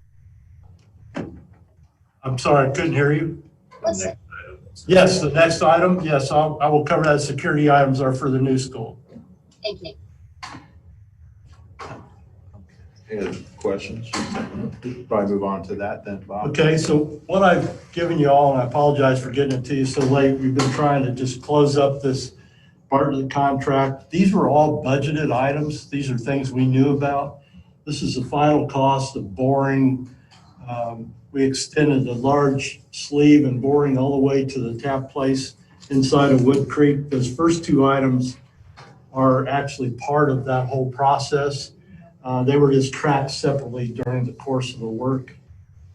We made some changes to sidewalks and handrails. We had to build a ADA compliant sidewalk in the back from the pre-K into the pre-K bathroom, outdoor bathroom. And we had to provide some handrails. We had to change the drainage in a few places around the building. Then the last item on this list are just some technology changes. We moved some cameras around, added some card readers.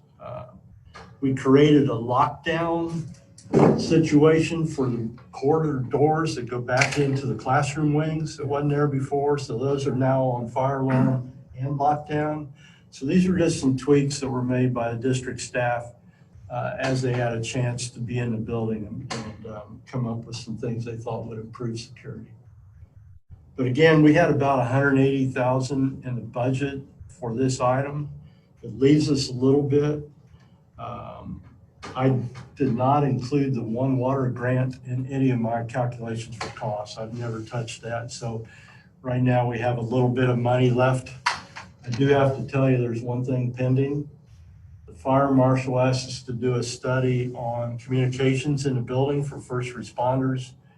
It's a distributed antenna system. We provided that initial report to him, and he has come back and said, we want to see you test the building for police as well as fire, which is a new experience for me. We've never done both. But that study is underway. If we would have to do a dual distributed antenna system for both of those frequencies, we could be looking at pretty significant costs of around $150,000 possibly. We have some money left. We're looking at it. We're hoping we don't have to do the full-blown deal. Part of the issue is you can't really test the building until you're there, until you have everything in it. But we know we'll have to do something on the fire side, but we're just not sure about the police side. I've just not had that experience before. But we're working through that, and I'll know before your next board meeting, we'll have that information. Bob, can I just say that police and fire, EMS all use the same radio system and the same radios here in Padre. All the same dispatch and everything. Okay. I may need to give you a call when we start seeing what we've got out there. And we thought we'd sit down with everybody and talk about it. I've not come up with this dual system before in these buildings.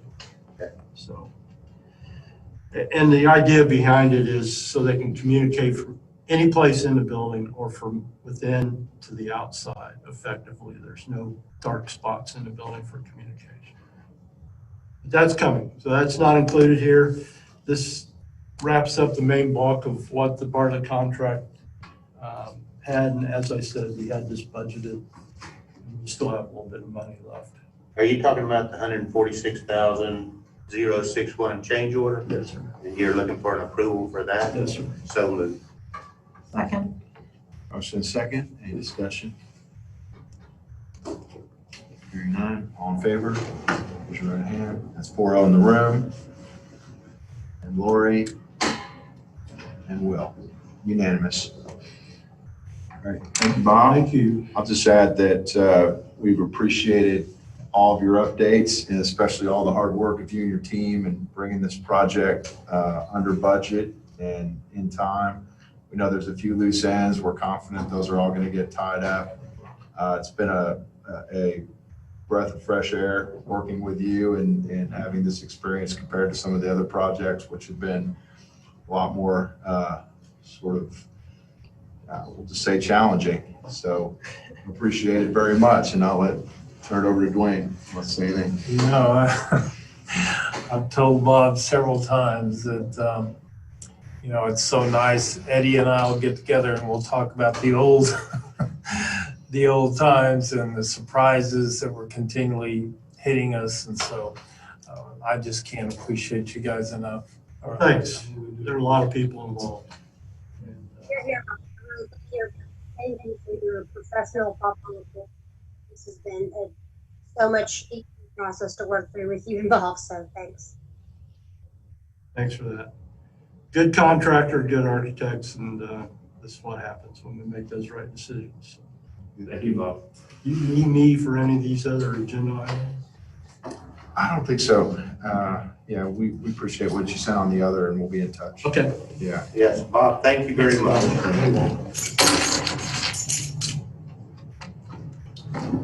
All right. We're going to move down to our consent agenda, which is item number 11. Make a motion, we accept the consent agenda minus item I. And minus item M. And minus M. M is in Mary and I. Okay, we got a motion. Do we have a second? Second.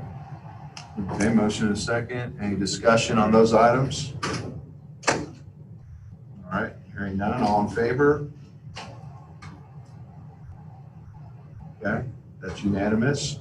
Let's take up item number I, which is 2020-2021 Chapter 49 agreement for the purchase of attendance credits.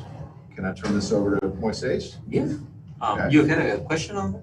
No, I just want to know more about it. I don't remember. We don't know enough to ask a Yes, question. I don't remember us talking about this. Okay. Yeah, you probably more since it's only once in a year. Yeah. So this is a contract that the school district signs every year as a result of Chapter 49. The reason for this is because your local share exceeds what's entitled, what the state entitles you. So the only way to reduce that exceeded amount is by recapture payment. So that's the recapture payment. So this is basically doing a contract with TEA that we are going to submit that payment within the coming school year. And we are required to approve it. Okay. We have a motion? So moved. Second. Motion and a second. Any further discussion?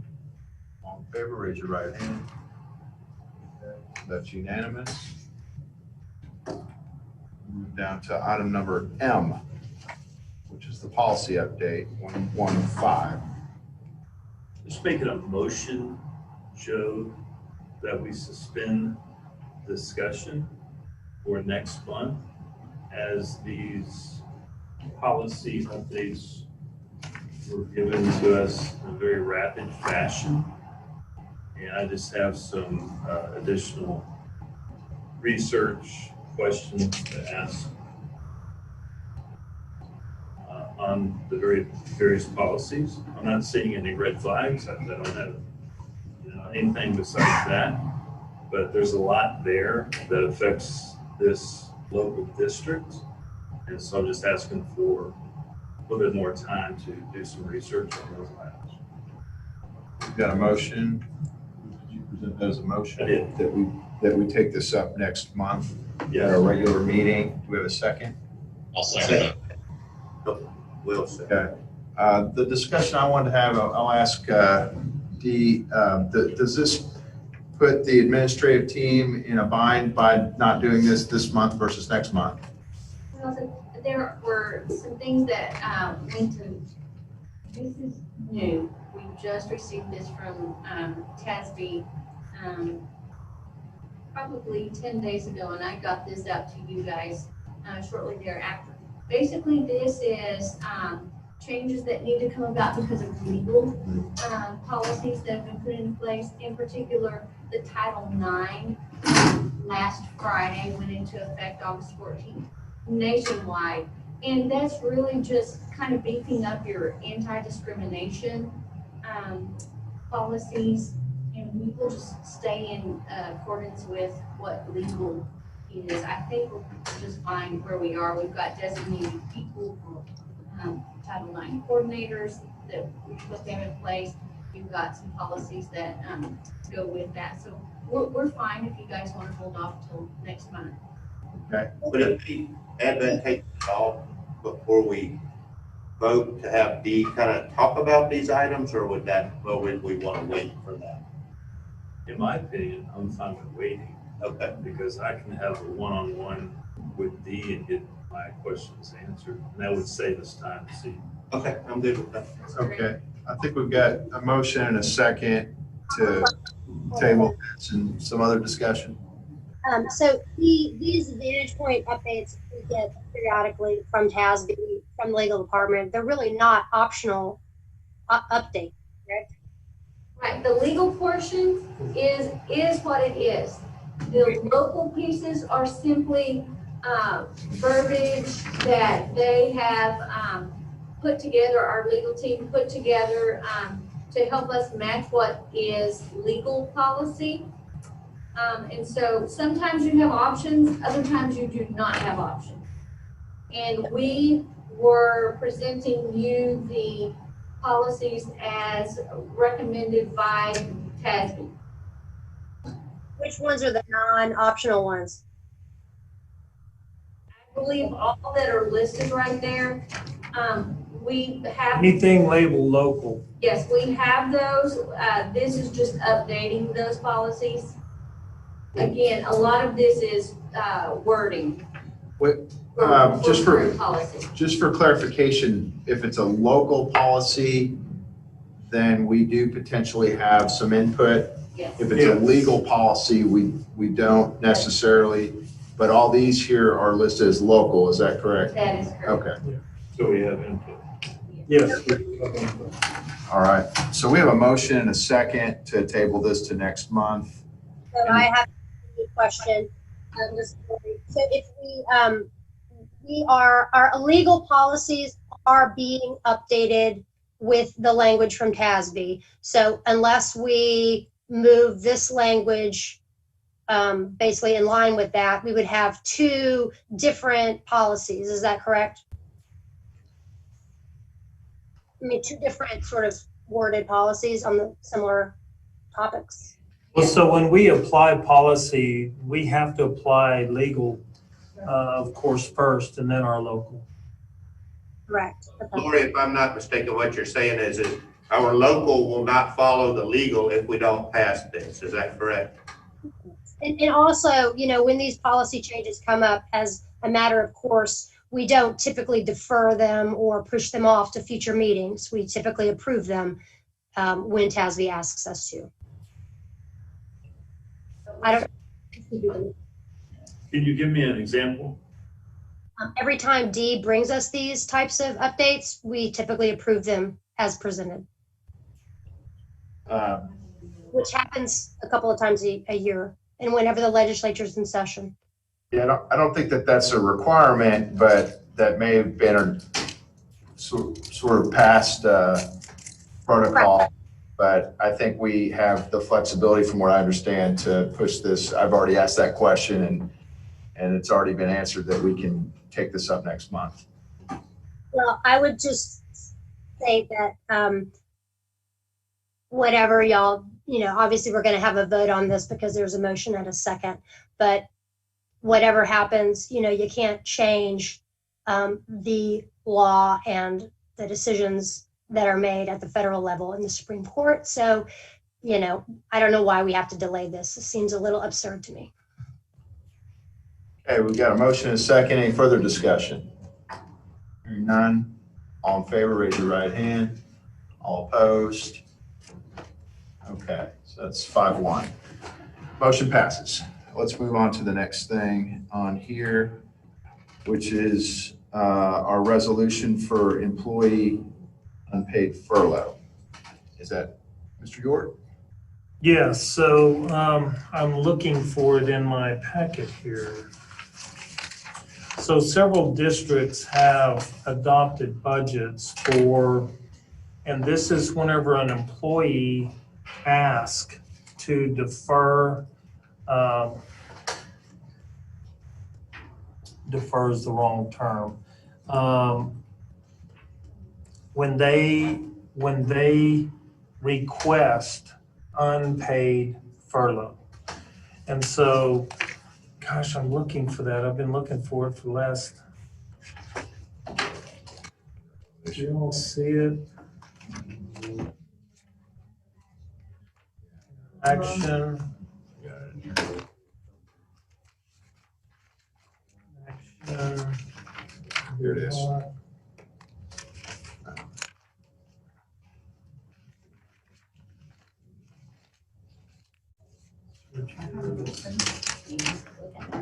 Here you go.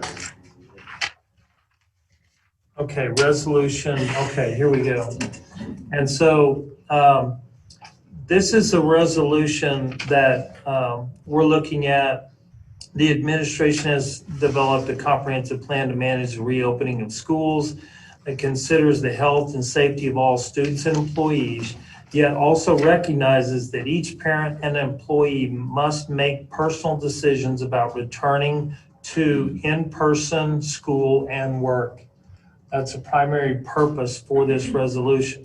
So WISD desires to be responsive to employee concerns, and the administration proposed a temporary voluntary unpaid furlough option for each certified teacher, counselor, librarian, nurse, and paraprofessional who may not be able to return to in-person instruction. Developing innovative plan to retain qualified instructional staff during the COVID-19 pandemic. Therefore, the Board of Trustees authorizes the administration to implement a temporary, voluntary, unpaid furlough option to all of our employees for the 2021 school year. And then you direct me to develop administrative guidelines to implement this temporary unpaid furlough option. So to date, I'm not aware of any employee that would want to use this option, but as things change, they possibly could. So I'm glad Darrell is here. We're we've got things that Tracy Ramsey is looking at as far as, what that looks like with all the laws in place for especially Chapter 21 as it refers to a teacher's contract, and then as well as at-will employees, which are your paraprofessionals. So given this opportunity for them to have a furlough, now it's unpaid and the employee will know that, but we will hold their job for a period of time that we can. That's not what the furlough says. The furlough says you will hold a job. Right. Yes. You will hold a job, but not their particular. There's no No, guarantee of the absolutely, same a position. job, Yes. a position, and it could be different. Yes. It could That's be what I different, We want to yes. clarify that they're not gonna be able to go on furlough and then come back and get their same job back, Yes. possibly. And is this not being offered to auxiliary personnel? Yes, it is, well, It's not according to this resolution. Certified teacher, counselor, librarian, or you nurse, say I'm just paraprofessional, and for paraprofessional positions. That those are the auxiliary positions are not paraprofessionals. no, they're By definition. cafeteria, You talking about the bus highway? driver, Cafeteria, bus driver, custodial staff, they are not, quote, paraprofessionals. Correct. So that's why I'm asking. What, if that is the intent, then we need to reword this. But, so I'm just asking what the intent. Is that what you had in mind, Dwayne? so, wow. what I had in mind is for all employees. But whenever you consider the ramification of, you know, is a bus driver position going to be open? Is a custodial position going to be open? Paraprofessional, usually there is. So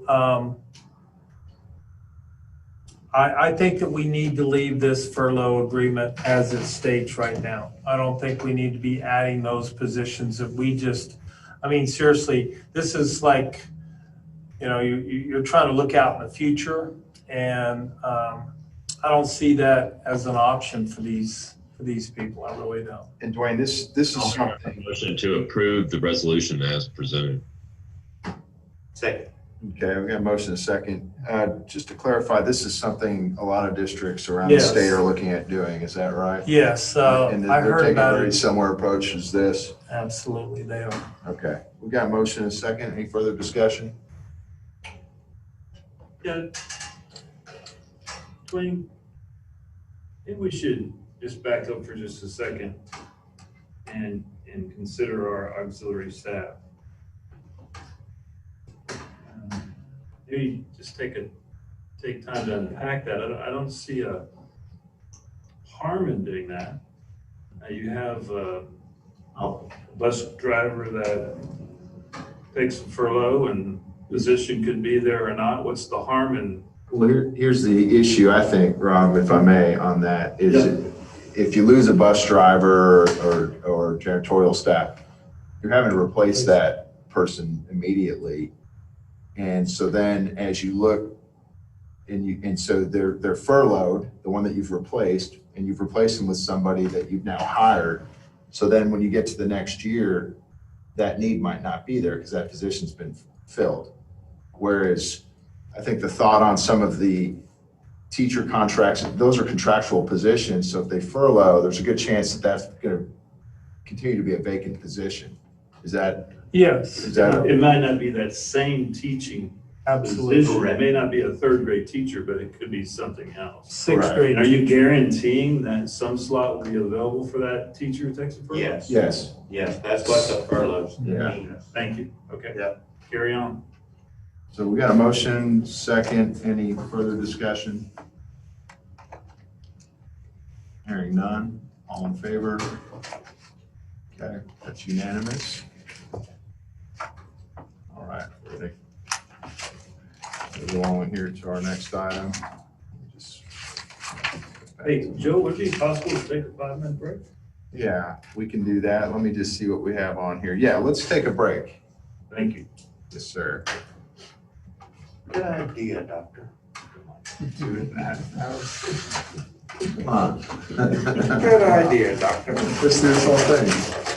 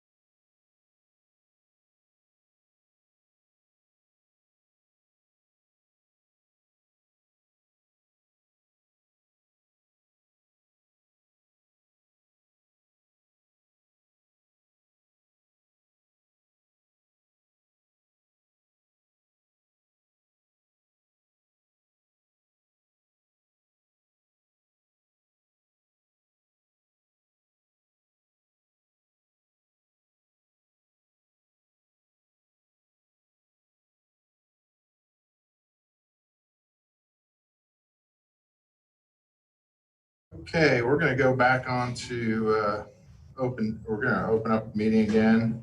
It's 8:02, and we're gonna move to item 13 on our agenda, which is our reports section. And our first report is from our CFO, who we've already heard from this evening, and I'll turn it back over to Mr. Moises Santiago. Okay. So we have, I'll be reporting the month of July 31st. And we are one more month to go for the fiscal year. And our current cash investment balances are at 22.7 million. General fund makes about 53% at 12.1 million, and capital projects 37% at 8.3 million. The fund balance did decrease by 23%, mainly due to the recapture payment that we did.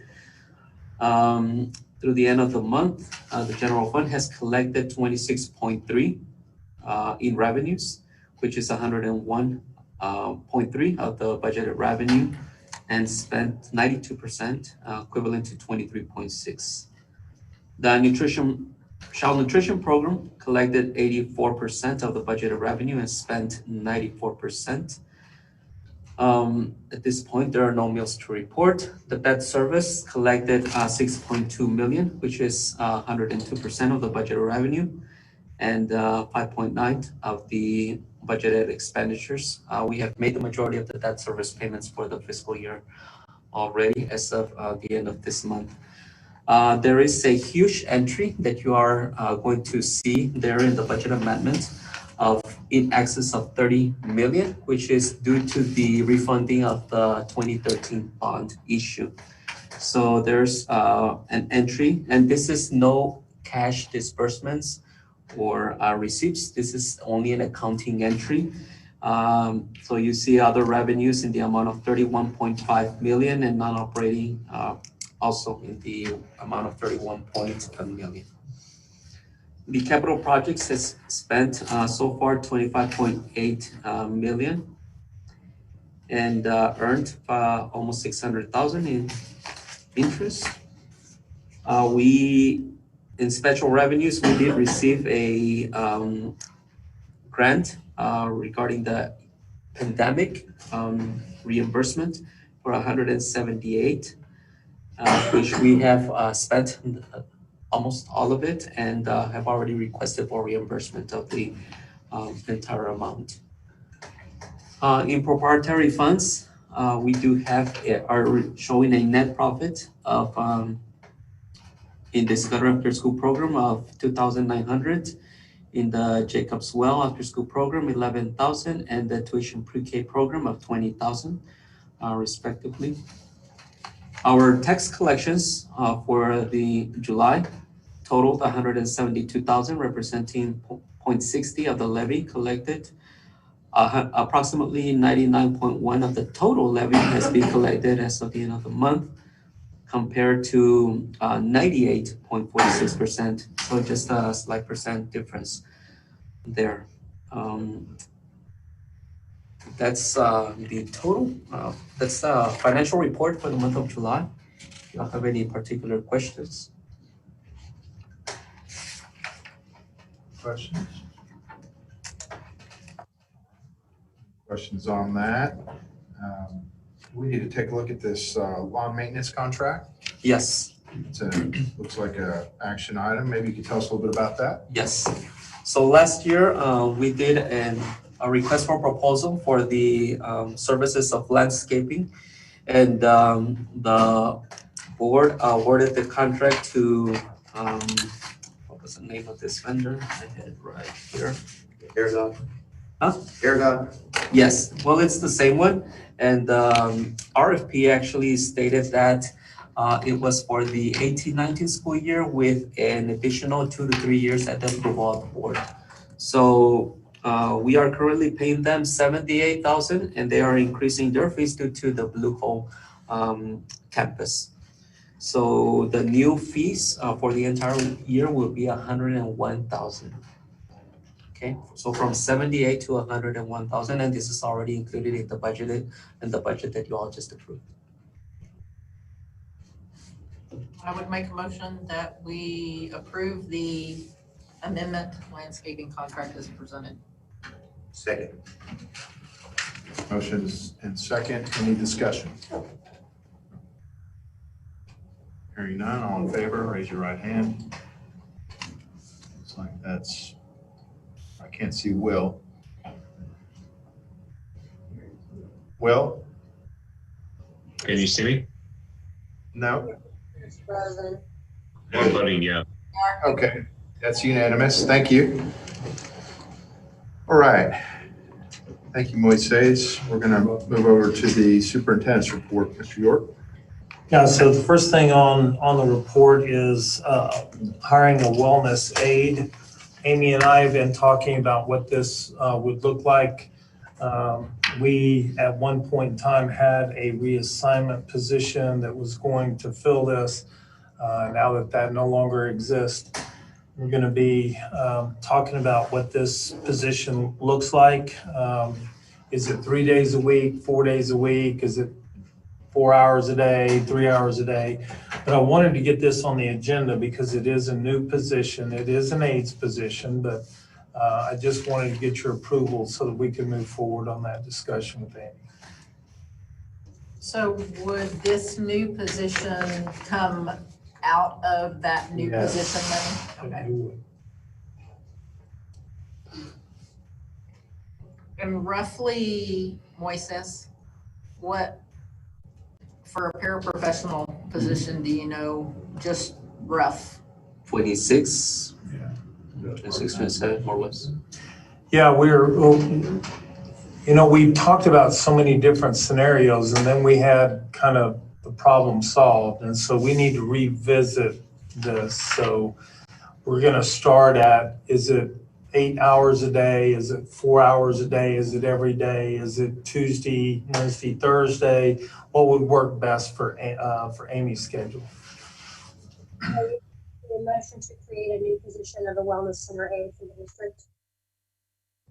Didn't hear you, Lori. Second. Sorry, Lori.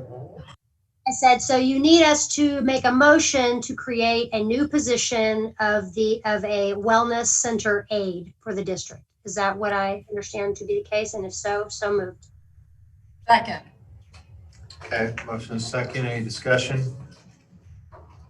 I like the idea. I'd just like to hear Dwayne give us a minute on the overarching theme of what such an aide would do.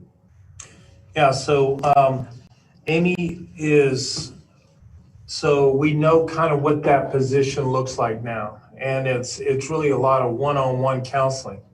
And Amy is doing a lot of that. And so whenever that's going on, this wellness center is still open for students to come. And so we need someone to man that rather than Amy trying to juggle all that at once. We really want her to concentrate on that. Is that across the board, all levels and grades? Yes, it is. And so that's why we want to reopen that conversation as to what exactly it is that she needs before we just jump out there and do something. Okay, thanks for that. Motion is second. Any further discussion? Hearing none, all in favor, raise your right hand. Okay, that's unanimous. Real quick, or Dwayne, you're going to do something. Well, I was just, yeah, go ahead. I have added, I have sent y'all several emails. Just want to make sure that we've purchased webcams for all of our teachers for at-home learners. They're going to provide a wider range and a higher quality. We purchased headsets for better sound. We've got 600 trifold plexiglass desk shields that'll be in by Tuesday, so we can get those. We're looking at internet access points.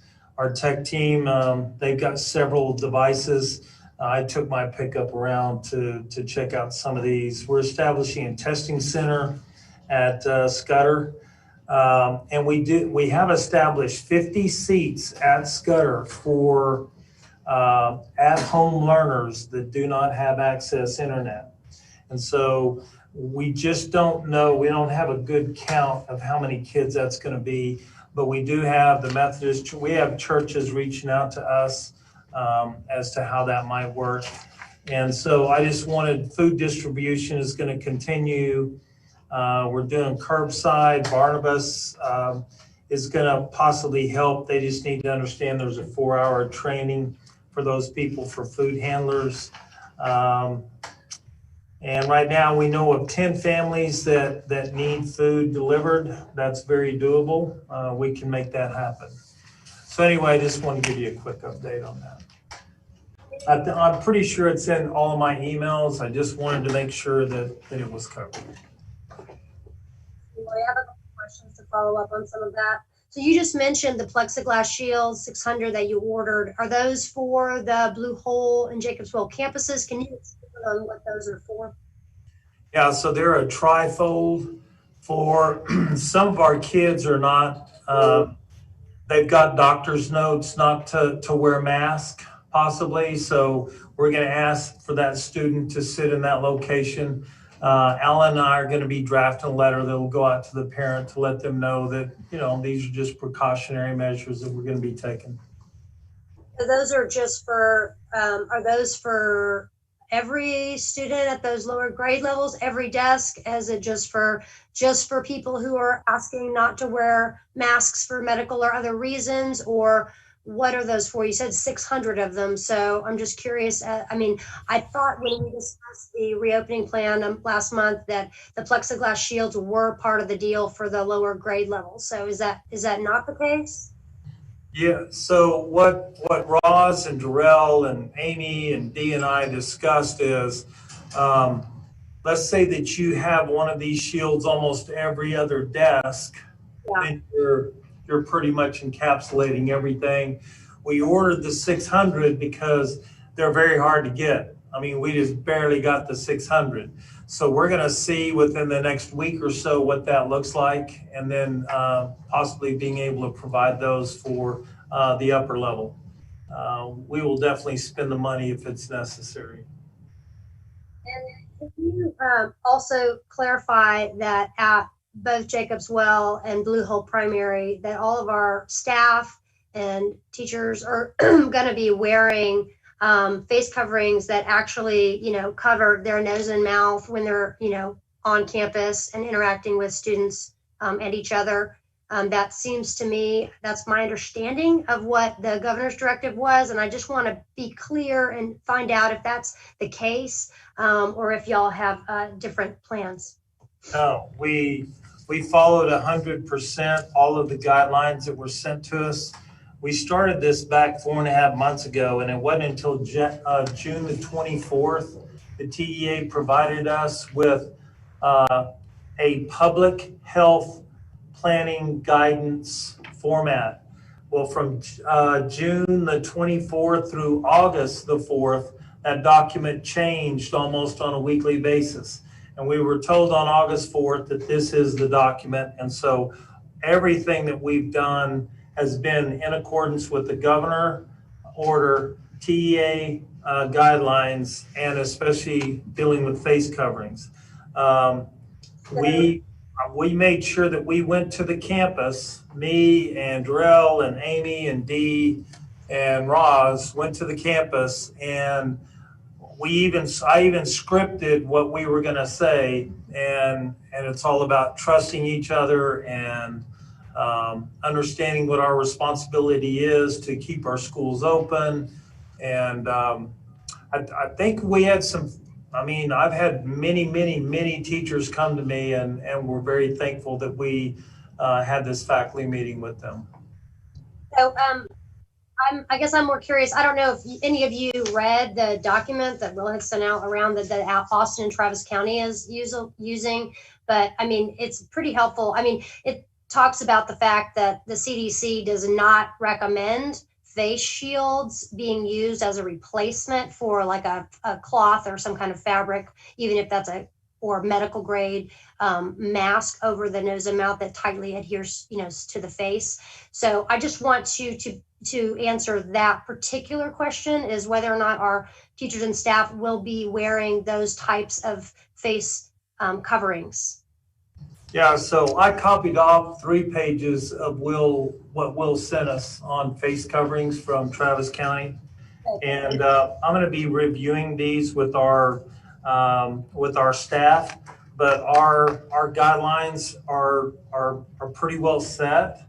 I think that there's two things that we're trying to accomplish, is that we've got several employees, more than you would know, that cannot wear a face mask, especially of that type, for that long period of time. So whenever they knew that we were coming out with face shields, that really relieved their anxiety. Then we've got teachers who are very anxious because everyone is not wearing this type face mask. So we're trying to balance that, and that was our number one goal, was to just let everybody know to be respectful of each other. May I elaborate on that? And when you say that everybody's not wearing the mask, with the exception of special needs and some independents laid out minimum requirements on returning back to school. Just to lay out all the facts, I understand we would have the discretion, if we wanted to require 10 and under to wear a mask. I don't believe we need to make a mandate along those lines, but I do believe and would like to hear why wouldn't we at the very least encourage in our emails and our communications with parents and kids, why wouldn't we know 10 and over as a requirement to promote the use of it and to encourage kids and parents to practice those types of safety measures? Well, Will, I think that we have. Can I send out another email to them? Absolutely. I'm even going to go a step farther, and those parents who, do not want their children wearing face masks for whatever the medical reason is. I was even going to ask them, would you consider maybe them wearing it 3 minutes to come into the building, get seated, maybe passing periods, exiting the building. And then if they say that could be a possibility, but I've had some parents here in the last week tell me that, my kid can't wear this face mask, but they might be able to wear a face shield. And I said, well, you let me know and I'll provide that face shield for them. So we've been having those conversations. I do want you to know that. I think, and with I would encourage the district to continue that and to underline it. I think everything we can do in preparation to give us the best opportunity for success, I know is something that we can all agree to, and I think it's pretty evident that face protections have done the best so far in helping to prevent the spread of COVID. So I want us to continue to promote that, Dwayne, and underline that, even though it's not a requirement to all students and staff. Sure, no problem. I'm glad that you have these 3 pages printed out from that document, because that's what I was looking at. And I think it provides a very good detailed summary of why we need to require these types of face coverings. And it obviously does also account for people who, for whatever medical reasons or other reasons that they cannot wear them, and makes accommodations for that. But that as a general rule, in order to keep both of our staff and our students as safe as possible, everybody needs to be wearing a face covering that sits over their nose and mouth, if that's at all possible. And that should be required of all of our staff and I teachers, and obviously of all students over the. I agree. Dwayne, may I ask, what's the current status of say, like volleyball games or football games? Or have we made a decision yet on, do we all just go to the games like normal? Or is it just parents attending these games? Something in between? we come to, are there any examples you could give us and the public so that they would have an idea of what their expectations may be? Yes, in fact, we've already outlined we've already spoke with all of our parents that their kids are participating, because you can only do 50% occupancy. So we have that calculation at both home and visiting stands. And we're letting our parents purchase those tickets first. They'll be Is that online. both like for indoor volleyball and is that like the same for indoor volleyball as it is, say, for outdoor football stadium? Yes, sir. So it's for all sports. It's for all activities. And so we've let the parents know that they get first dibs on the tickets, and then the rest will be first come, first serve.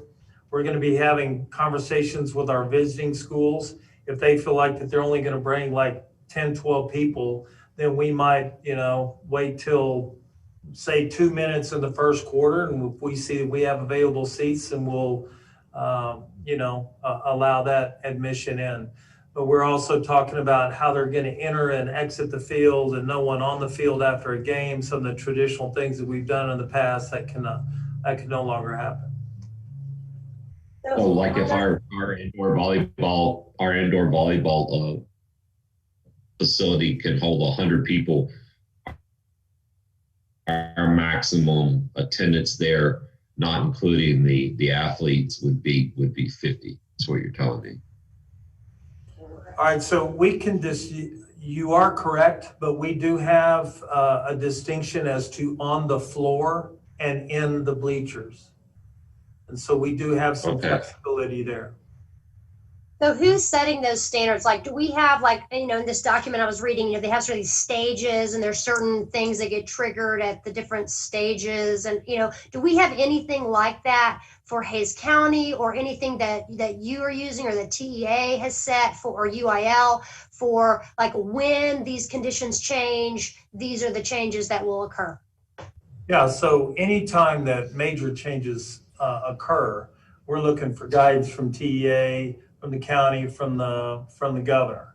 But within our return to school protocols, we have about almost every scenario that we could actually think of as to how we would handle each one of those circumstances.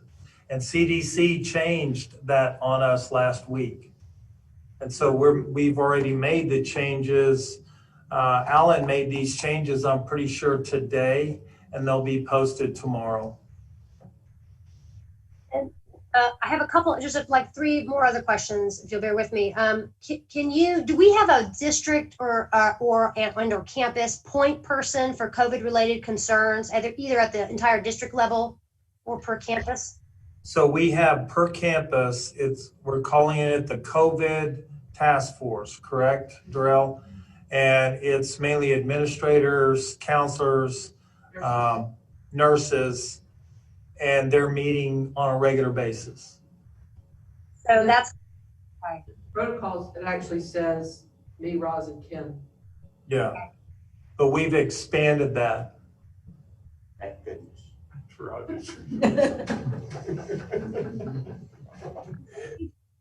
Remember, I don't think in the document, like, plans, and I'm sure you guys are already thinking about this, but plans about what levels, what thresholds of infection or exposure would trigger either a classroom closure or a campus closure, and any kind of, is there plans and documents and things in place to dictate sort of how that works, when that gets triggered, how long we would be closed for, or that classroom would be closed for before it could reopen, or if a teacher, for example, falls ill, those types of things. Do we have those plans in place yet?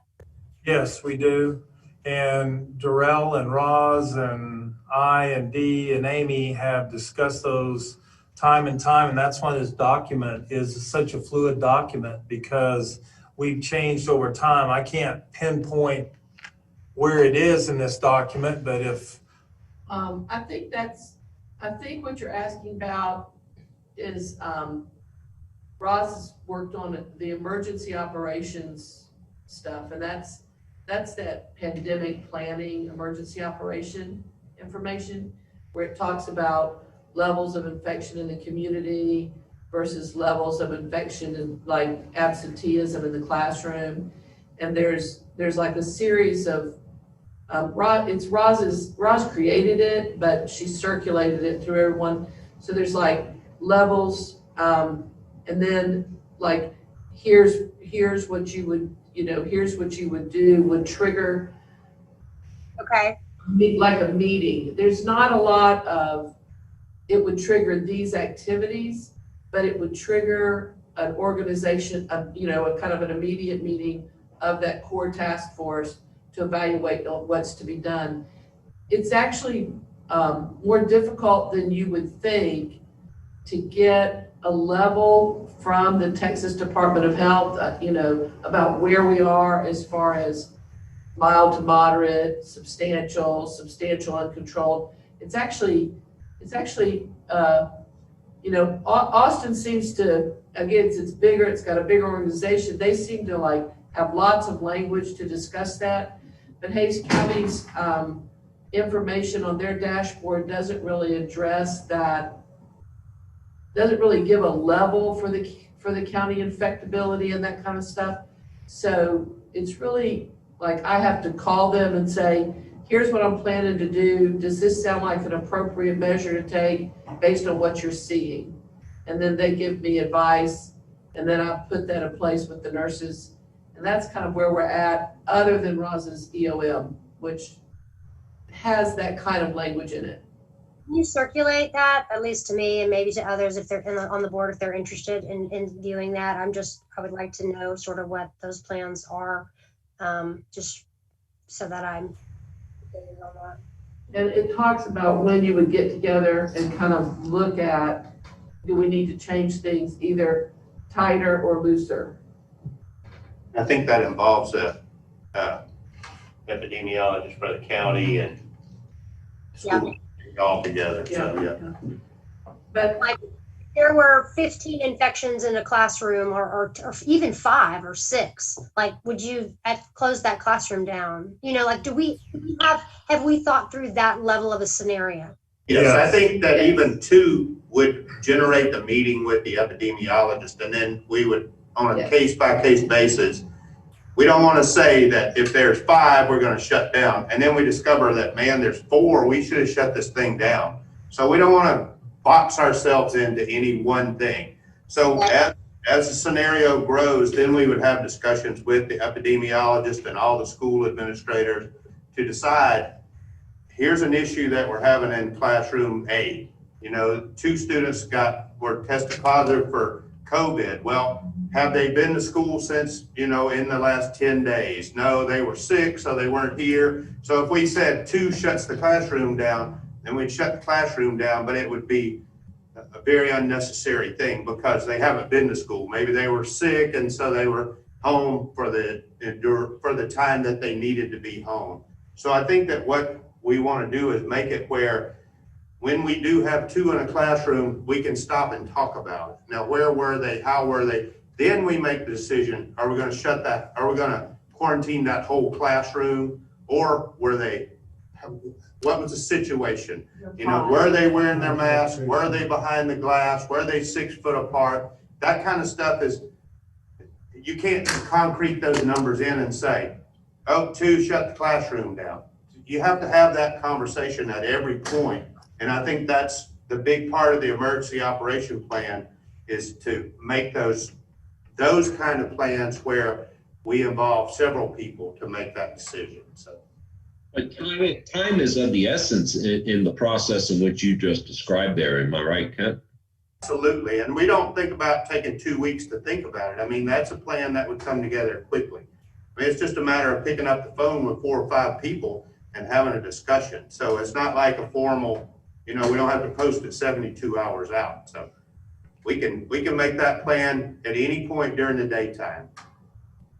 And are we looking to other, larger districts and larger counties like Travis or, Bear, or places where they do have a lot more county level staff that have done a lot more of this stuff, and looking at those documents and what guidance they're providing to those larger districts. I mean, we're out here, we're like, on our own doing this stuff, and that provides some pros, but also some cons. And so I just want to be sure, and I'm sure you guys are doing this, that you're looking into every available sort of information, point that we could gather from other places that are thinking through these same exact things, and do have in mind maybe what those, at least for a starting point, what those triggers might be. We're looking at the statewide TEA, who helps us out quite a bit, and then we're looking at all the epidemiologists here in Hays County. I don't know that we've been to Travis County to look around. I mean, I think that bringing these other plans in is probably a good thing for us to look at. But I think that they've done a great job of putting together a great plan so far. So. And we also, we kind of took the initiative, understanding that we do have limited epidemiology staff at the county level, and they're going to be opening 60 schools in Hays County, and they got 4 epidemiologists. So Johnny Gonzalez and Carolyn and myself and Jessica and Annie, we all took that Astos' contact tracing course and got,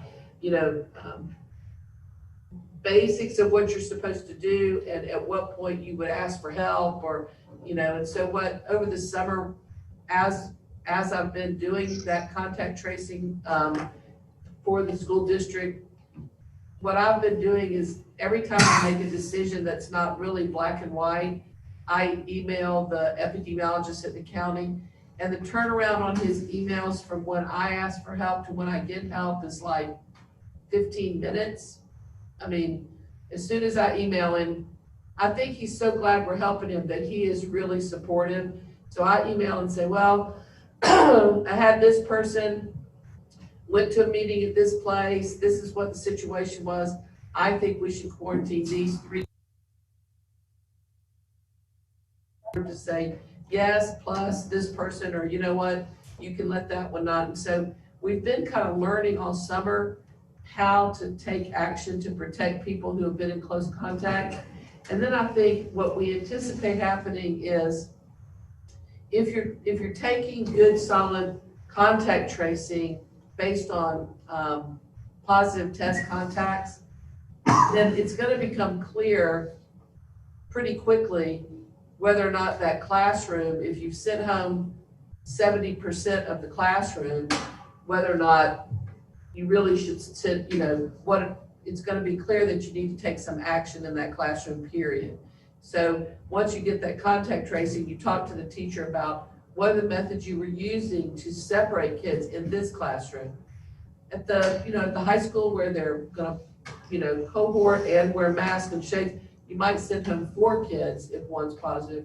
But in a primary school classroom where none of the children are wearing masks and you have a little more interaction, you might have to send home more of that classroom. But those would be questions at the time based on what the teacher was doing in the classroom, each individual classroom, to protect kids at the time someone got positive. And then once you look and see what is the absentee rate at that point that you're dealing with, then that would trigger a discussion of, do you need to take further action or not? And I think we've got a pretty good understanding in that ELM that Roz has written about kind of when it would, what levels of absenteeism based on who you're quarantining and isolating would trigger a conversation about, do we need to take further action as a school, or is this classroom all that we need to deal with, and that kind of stuff. So I feel like we've got some good ideas about how to move forward on that.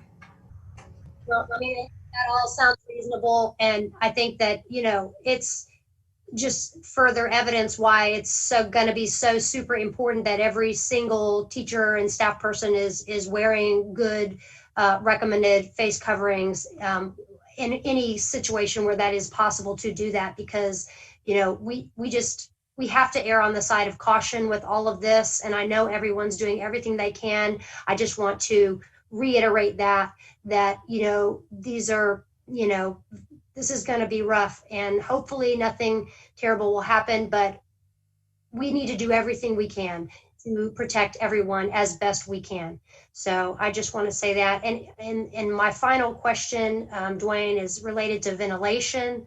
Have we looked at anything to improve or enhance our ventilation systems within our campuses, or looked at bringing in fans from time to time to bring in outside air, opening our windows? I mean, obviously that will increase our electricity bills in the short term until it gets a little cooler. But have y'all looked at any of that kind of stuff? So as far as HVAC across the board, most of our units are new. And so before I answer your question, I would have to get with Eddie. One of the things that is so important this time of year is trying to keep the humidity levels down in all of our classrooms. And so let me get with Eddie on that, and I'll get back with you, okay? Okay. And I would just underline what Laura is saying about all of us continuing to gather information and to use resources, especially in our region, because it's so localized here in our region. As somebody, frankly, that knows what they're talking about, the capabilities of some of those institutions, they are far superior to where we are at this point in time. So we would just be ignorant to not take advantage of that.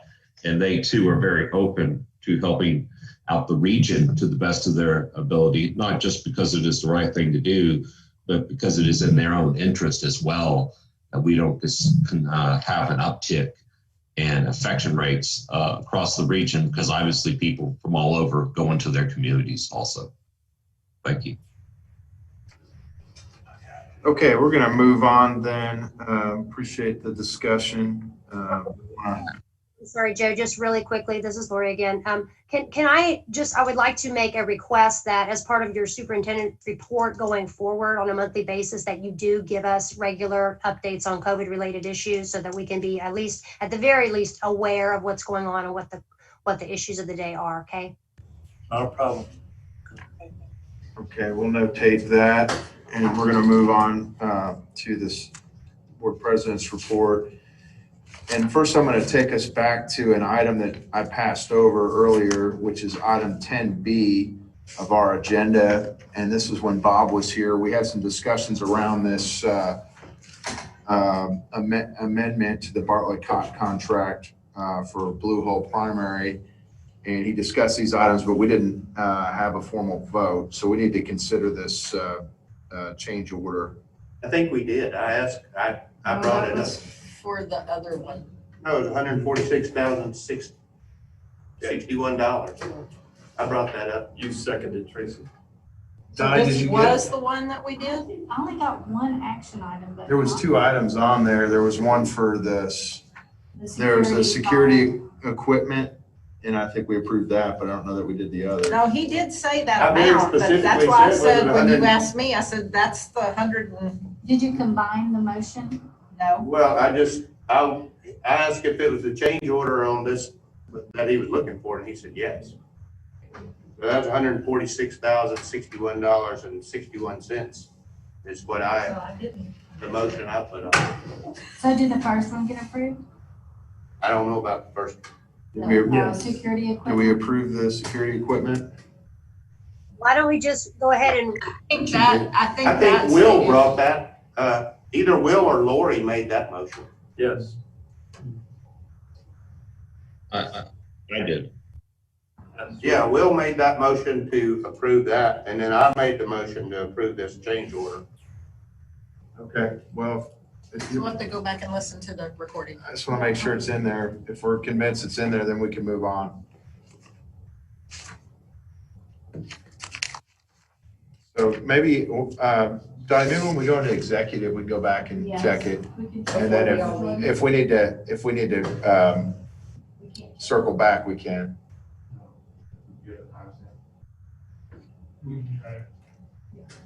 Okay, we'll give it a try. All right, well, if we already acted on that, we don't need to do any of it now. The agenda calendar. We've notated that Dwayne's going to give us a monthly update on COVID-related issues, so we'll add that to our ongoing agenda. On the election information, I do believe that I heard that we are going to have an election. Is that right? Yes, we have, Kent is unopposed in place 7. And then we have 2 people filed for place 6. It is, Gretchen Holtzinger and Lexi Jones. Okay. Is that just an update? We don't need to make a, No, those are Right just now. a timeline of where we're at with the election. okay. The Great. deadline was today at 5. All right. So now we're going to look to go into closed session. This is item 14 on our agenda. The board may adjourn into closed session pursuant to Texas Government Code, Section 551.071. The board may then re-enter into open session for further discussion and necessary action. Deliberation may include security devices or security audits, Texas Government Code 551.076 and 551.089. Personnel matters, which is Texas Government Code 551.074. Deliberation regarding real property, Texas Government Code Section 551.072. Consultation with our attorney, which is Texas Government Code Section 551.071. And the time is 8:43.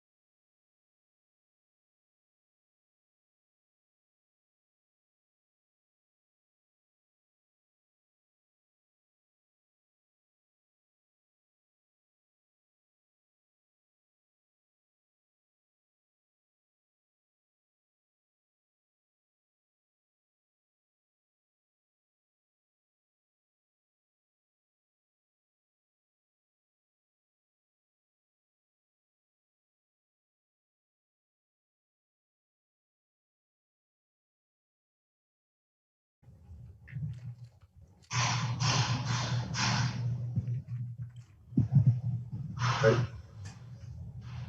it's 9:41, and we're out of closed session to open session. Do we have any action? I would move that we offer contracts for hire to Tracy Resendez, Mercedes Kronig, and Jessica Williams. Second. Motion second, discussion. Hearing none, all in favor? Four in the room. Lori? I think she had to jump off. Oh, she left? Okay. Will? Okay, Yes. Will's in favor. All right, that's 5 and one that's absent. Any other action? I would further move that we accept the resignation of Kelsey Griffiths. Second. Oh, Sorry. motion second, discussion. Hearing none, all in favor? Almost raised my left. That's 5-0, motion passes. Any other action? Yes, I move to approve the superintendent contract addendum through June 30th, 2022 at a 3% increase of pay with health insurance at the rate of $852 to be paid as salary. Second. Motion second, any discussion? Hearing none. Thank you, Dwayne, for what you do for our district. Thank you, Will. Appreciate that. Appreciate it. Now more than ever. All in favor, raise your right hand. Okay, that's 5 and 1 absent. Motion passes. Any further action? I'd make a motion to approve the unimproved property contract between Robert Johnson and WISD for the 3.461 acre tract at the corner of 2325 and Kearney Lane. Second. Motion is second. Any discussion? Hearing none. All in favor, raise your right hand. Okay, so that's 4 and 1 abstention. And just for clarity purposes, Tracy Maxwell did not participate in executive session discussions on this topic. Did we confirm on that one item as to whether we need to vote, or was it? We heard one action, and actually when I look at my notes, I have action on both of them. So I'll just listen tomorrow. Okay, anything else from us on that, let us know. All right. Motion to adjourn? Here. Sure. Thank you, guys. It's not even 10 o'clock.